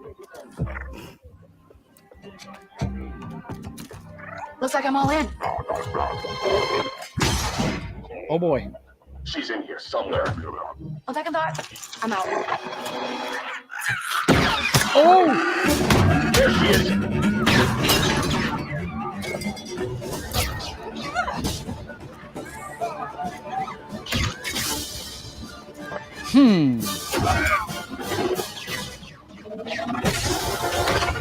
I've been held back my whole life. Oh boy. No. I just need a chance to finally be free. Wherever that takes me. With your square ass shit that looks like the... Get off Shush up, Jalen. Give me a chance. You're gonna have to trust me. It'll be dangerous, risky. But if you pull this off, you'll never look over your shoulder again.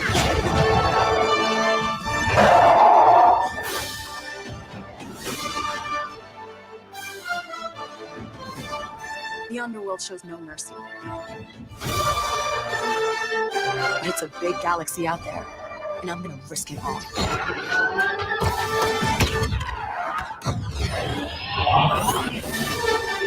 Star Wars Outlaws, coming 2024. You need to watch the gameplay walkthrough to actually get some...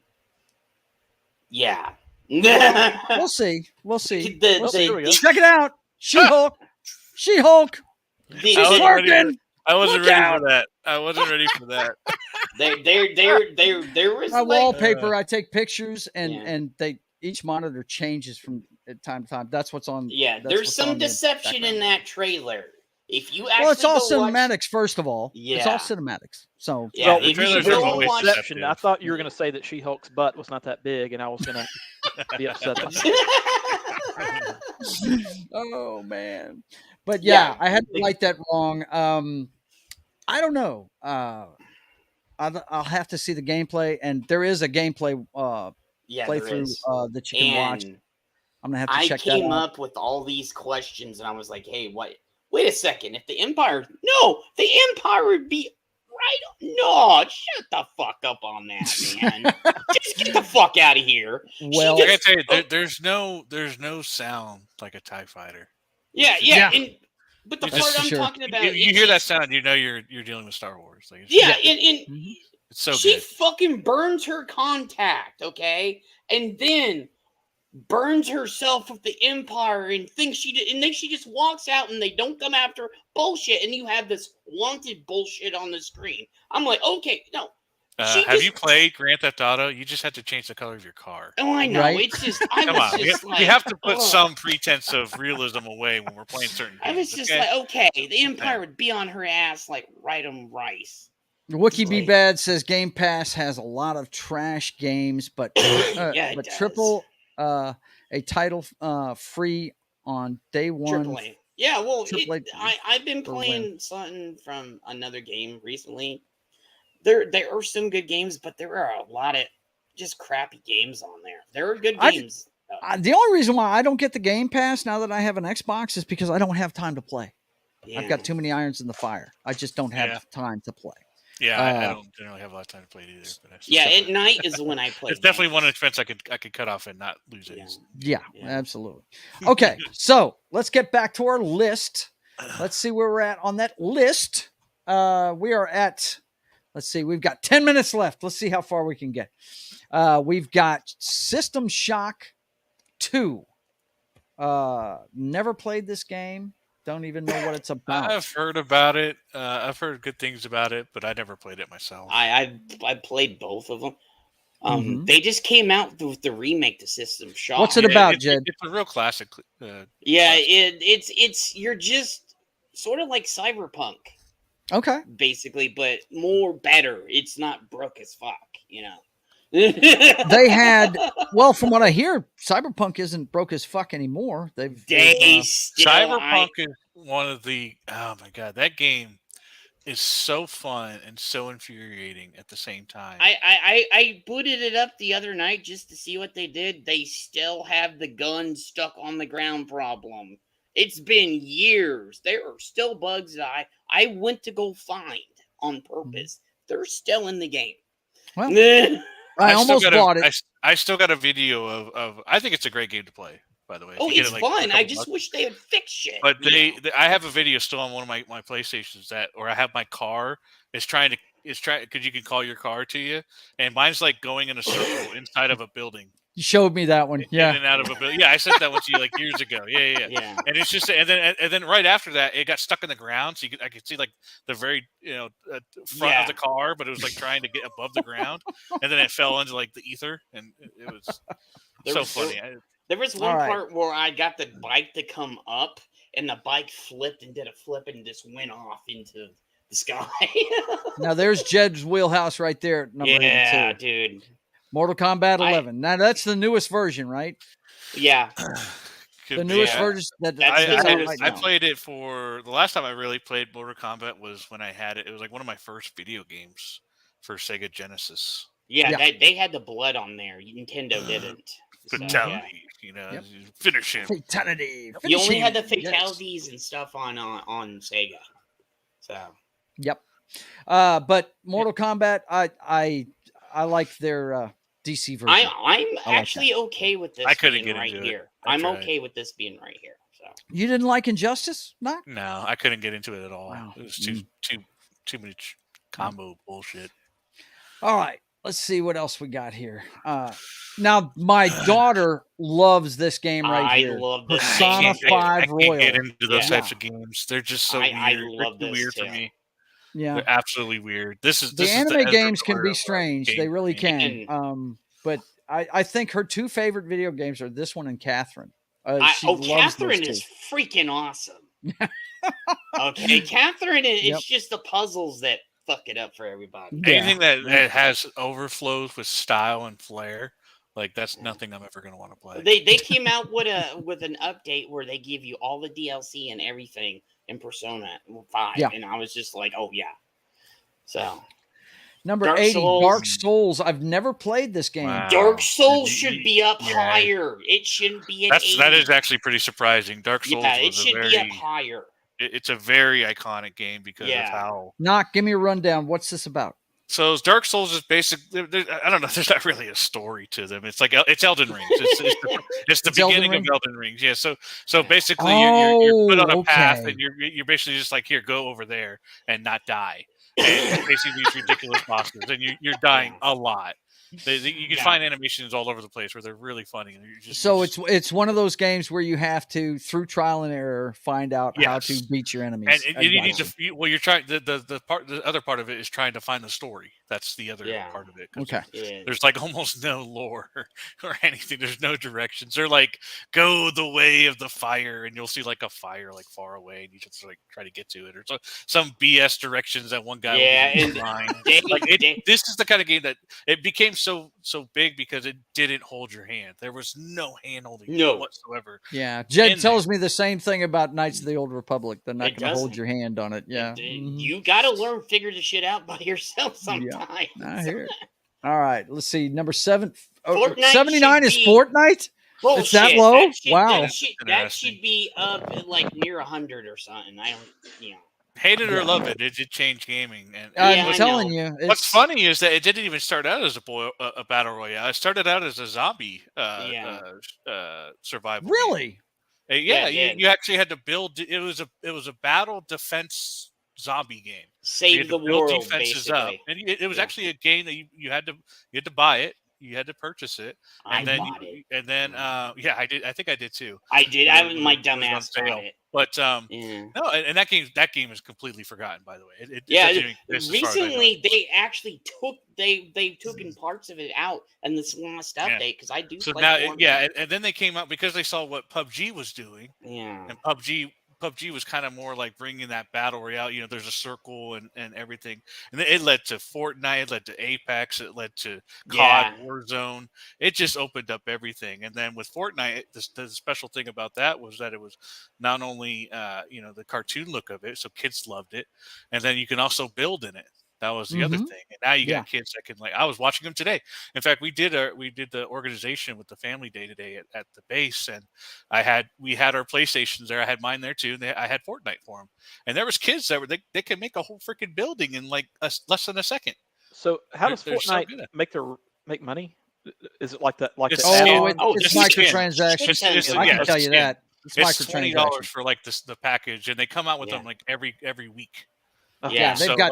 They'll do like they did Dragon Ball. They do not right now. They're doing Star Wars. Dude, you pretty much play as whatever you want, man. You can run around as Darth Vader and fuck people up with a light. I run around as Snake Eyes, Superman, and all this other. Huge trouble. It's a free game. Anyone can. I have all that shit in my Fortnite game. Fortnite bombed when they did the PUBG thing. Yep. Mm-hmm. Okay. Love them or hate them, they definitely changed gaming. Yeah. They really did with that game right there. Okay, here we go. Fable 2. Now we're getting to my wheelhouse right here, man. Bullshit. That and it should be a lot higher. Yeah. Yes. Be a lot fucking higher. Fable 2 is probably my favorite one out of all of them, man. Yeah, that love game Fable is badass. 2.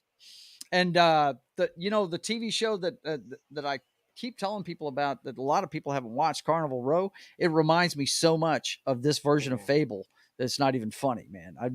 That's part of the reason why I watched that show. If you've never played it, every decision you make, I think this was the first game like this. Every decision you made changed whether you get more and more evil or you get more and more good. And was it this one that actually changed the? No, it was the first one.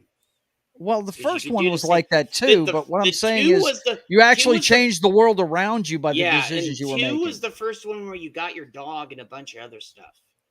Yeah. So I saved the dog. I couldn't help it. Yeah. I got a clockwork dog in the third one.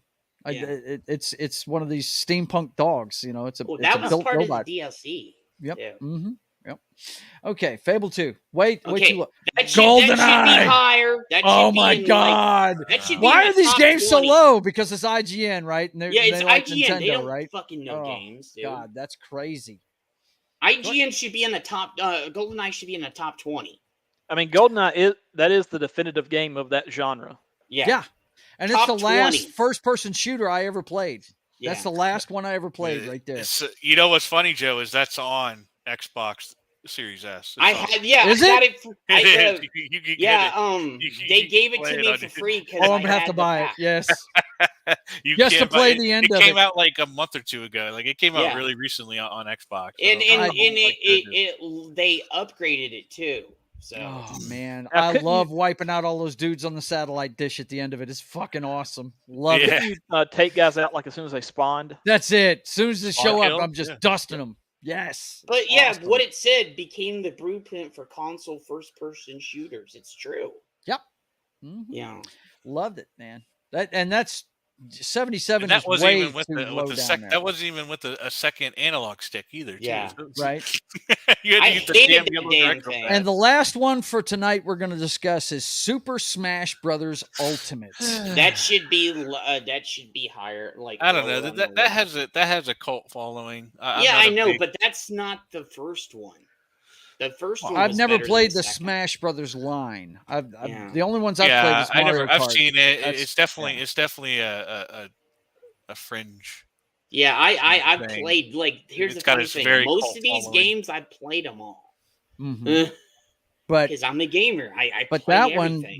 one right there, like I said, I've never played the Super Smash Brothers storylines, but I like the Mario Kart. When it comes to Mario and shit, I'm all about Mario Kart. I can And there play was that Mario shit all news day. today about some Really? some What's new that stuff coming out.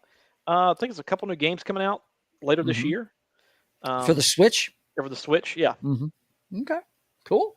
Well, we'll have to keep our ears open about that. They need to get a new update. All right, boys and girls, you know what time it is, man. Rhonda's going to be home any second with my steak. You're and gonna have eggs. your steak. Got it.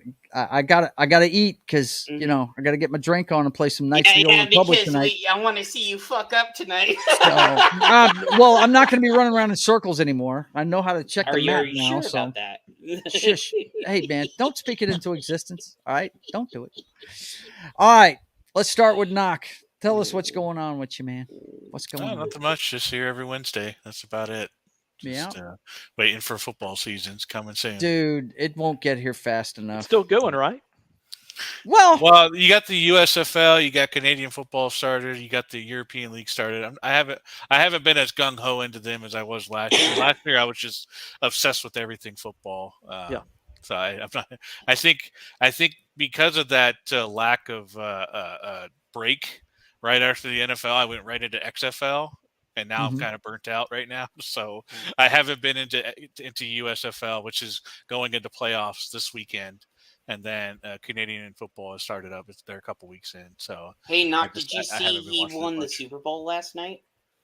Yeah, I played a Super Bowl last night, and dude, I couldn't stop OBJ, man. I was playing 22.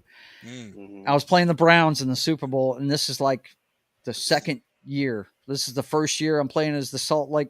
I moved Arizona to Salt Lake, and they're the Pioneers. And first thing I do when I take over Arizona is get rid of Kyler Murray. I was playing with Ben Roethlisberger's 57-year-old ass out there slinging a rock for me, right? And I couldn't stop OBJ, but I kicked a field goal on an early drive, and I heard some murmurs like you should have gone for it. Blah blah blah blah. I won the game by a field goal. I won it 31-28, man, because I couldn't stop OBJ for shit. I mean, he was lighting me up. I couldn't do anything. Listen, all I'm saying is I can't wait to get destroyed by Patrick Mahomes and his Superman flying. Right. It's going to be great. It's going to be awesome to see every other quarterback that's never done to start. Well, we've decided that we're going to, the next time you see the pregame party, guys, that's me, Matt, and Das Wolfen. You're going to see us doing the Hall of Fame weekend. We're going to do it that weekend. I don't know the lineup. I don't know if they're doing the inductions on Sunday or if they're doing the game on Sunday, but that's when we're planning on doing it, guys. So we're going to put together a show game for that. Thursday. I know they've played around with moving it to different days. Yeah. But that's when we're going to do it. It might end up being that Sunday of Hall of Fame weekend. We might do a wrap up on it and let people know about the news in the off season and all that stuff. Yeah, but that's Thursday, when we're going to do it. August 3rd. So we're a little over a month away. Yep. It's getting close, man. It's getting close. I can't wait, man.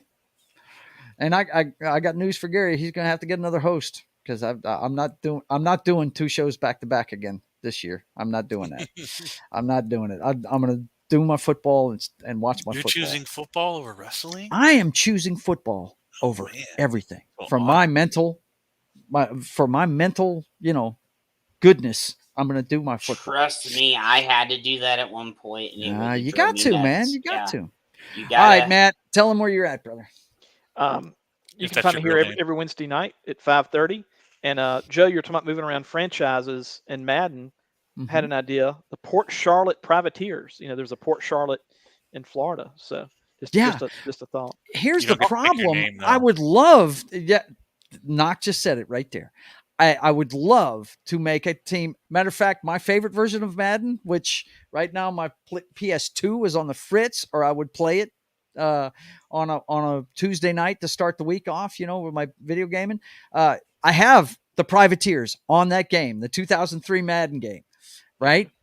But today's game, you have to choose from franchises that they give you to choose from. I got you. It's not free text. Per city. Yeah. Each city has its suggestions, and you have to pick and you have to pick one. Hey, and less programming for them, right? He's been the Pioneers like 20 times already. Yeah, that's the one I pick most of the time, But yeah, I'd love to do that, but they won't let you do it. I always like the Vipers for some reason. It was always the Vipers. The Vipers, which I think is like either an XFL or USFL. Yeah, I think so. Yeah. Yep. I think it's XFL. I think there is a Vipers in the XFL. Yep. Okay, so thanks for coming, Matt. Appreciate you being here, man. Jed, tell them where you at, bro. Oh, on the game streams with Joe every Tuesday and Wednesday. Yeah. And then I'm here on the show with him on Wednesday, so I do 2 shows on Wednesday. And then on Friday, we're gonna have the MFer. Roadhouse. So Roadhouse, and it gets wild over there. Yeah, it does. So this week, YouTube actually put our stream 18 only for the first time. Well, gee, I wonder why. I don't think you had enough ass pics in it, dude. Well, we had tits and ass and cars, and we were it was a full-on just guys' night over there. Yeah. We're going to have to recruit some girls to keep you guys in check. Yeah. So, but I love what you're doing with the Roadhouse, man. It's a lot of fun. Yeah, and very cool. Then I off and on do stuff with the Archivist. We will be doing something with the Archivist, but it will be on Rumble only. We are going to be watching, talking, and showing clips and other things from Howard the Duck. So that's I think August the 12th. I think I'm not sure. Yeah. So, dude, you got to let us know about that, man. Oh yeah, when you get it all set up. We got to get a link and all that. Yeah, you want to come over there, and then we can do basically we can. Are you seeing Ariel over here? Yeah. Stop keeping tits and ass. Where? Stop keeping the sexy from us, Jed. He's not. You got to watch this show. I'm telling you. Go watch the show from here. It's me that's keeping it's me from keeping it. I will even give you the link to last week's show right here in chat. Just a second. I will give you the link because you make sure you go 33 minutes in. Okay, because we talked about comic books. There you go. Besides that, so here's the link to the show for people. Well, I'm gonna put it on my channel, and then I'll put it on your channel. That's the link to last week's show. Ariel said that she just finished watching Howard the Duck. Yeah, good stuff. Yeah, you got the link there in the chat. That's the link for last week's show. It got kind of crazy. Yeah. So you'll enjoy that, Ariel. Yeah. If you're all about the sexy, you'll enjoy that one. All right, Jed. Thanks for coming, man. Appreciate you being always, here. Brother. Let's let you guys know what's going on with my channel. Of course, you're watching State of the Atmosphere when me and my friends talk about this is the non-political show. We might dive into the political a little bit here and there because we know my man Jed gets triggered when he sees the woke stuff. But this is mostly pop culture stuff, and it's every Wednesday night at 5:30 p.m. Central Time. State of the Atmosphere with me and my buddies. And then later on tonight, you'll get to see part 3, not part 2. This is just I didn't have the thumbnail made yet whenever I started this. Part 3 of my playthrough of Star Wars Knights of the Old Republic. And I tell you, the sidekick, I've got to watch my button clicking because I keep talking to that guy by accident, and it's pissing me off. He's such an Wow, asshole. it's I pissing me hate off. you. That guy named Karth. But anyway, Karth is such an asshole. it is a fun game so far. Yeah, I learned a lot last time by messing up a lot. So now I know how to check my objectives and know how to read the map. And so I should do a little better tonight. That's Papa Joe Gamer. After Dark, a walkthrough of Star Wars Knights of the Old Republic. And I do it on Wednesday nights at 10 p.m. Central. And then, of course, tomorrow night, it's the political show that I do with my brother. The brothers hack the Matrix. And when we talk about hacking the Matrix, we're talking about the matrix of headlines you're barraged with during the week. We barrage you with the same headlines, but we pull back the curtain on them and let you know what's really going on with them behind the scenes. Me and Highlander hack the Matrix every Thursday night at 6 p.m. Central. And then Saturday afternoon, I will be on Sketching the Privateer, where I plot the pages of the Privateer comic book. We're almost done plotting issue 2. And once I'm done with that, we're going to start in on details for the artwork on issue 1 and get it rolling. And we do that every Saturday afternoon at 1:30 p.m. Central. And it's not just Justifier Jim. Anybody can, from my list of friends, can show up and come yak with me when I'm drawing. And then, of course, on Sundays, I start my little lineup with Pop Culture Minefield. I show up on some other channels as well. These are the Pop Culture Minefield shows. Sunday at 1 p.m. Central. We got a special one this weekend. Me and Johnny Rock and Das Wolfen will be making our predictions for the next 2 big pay-per-views. Sunday night is Forbidden Door.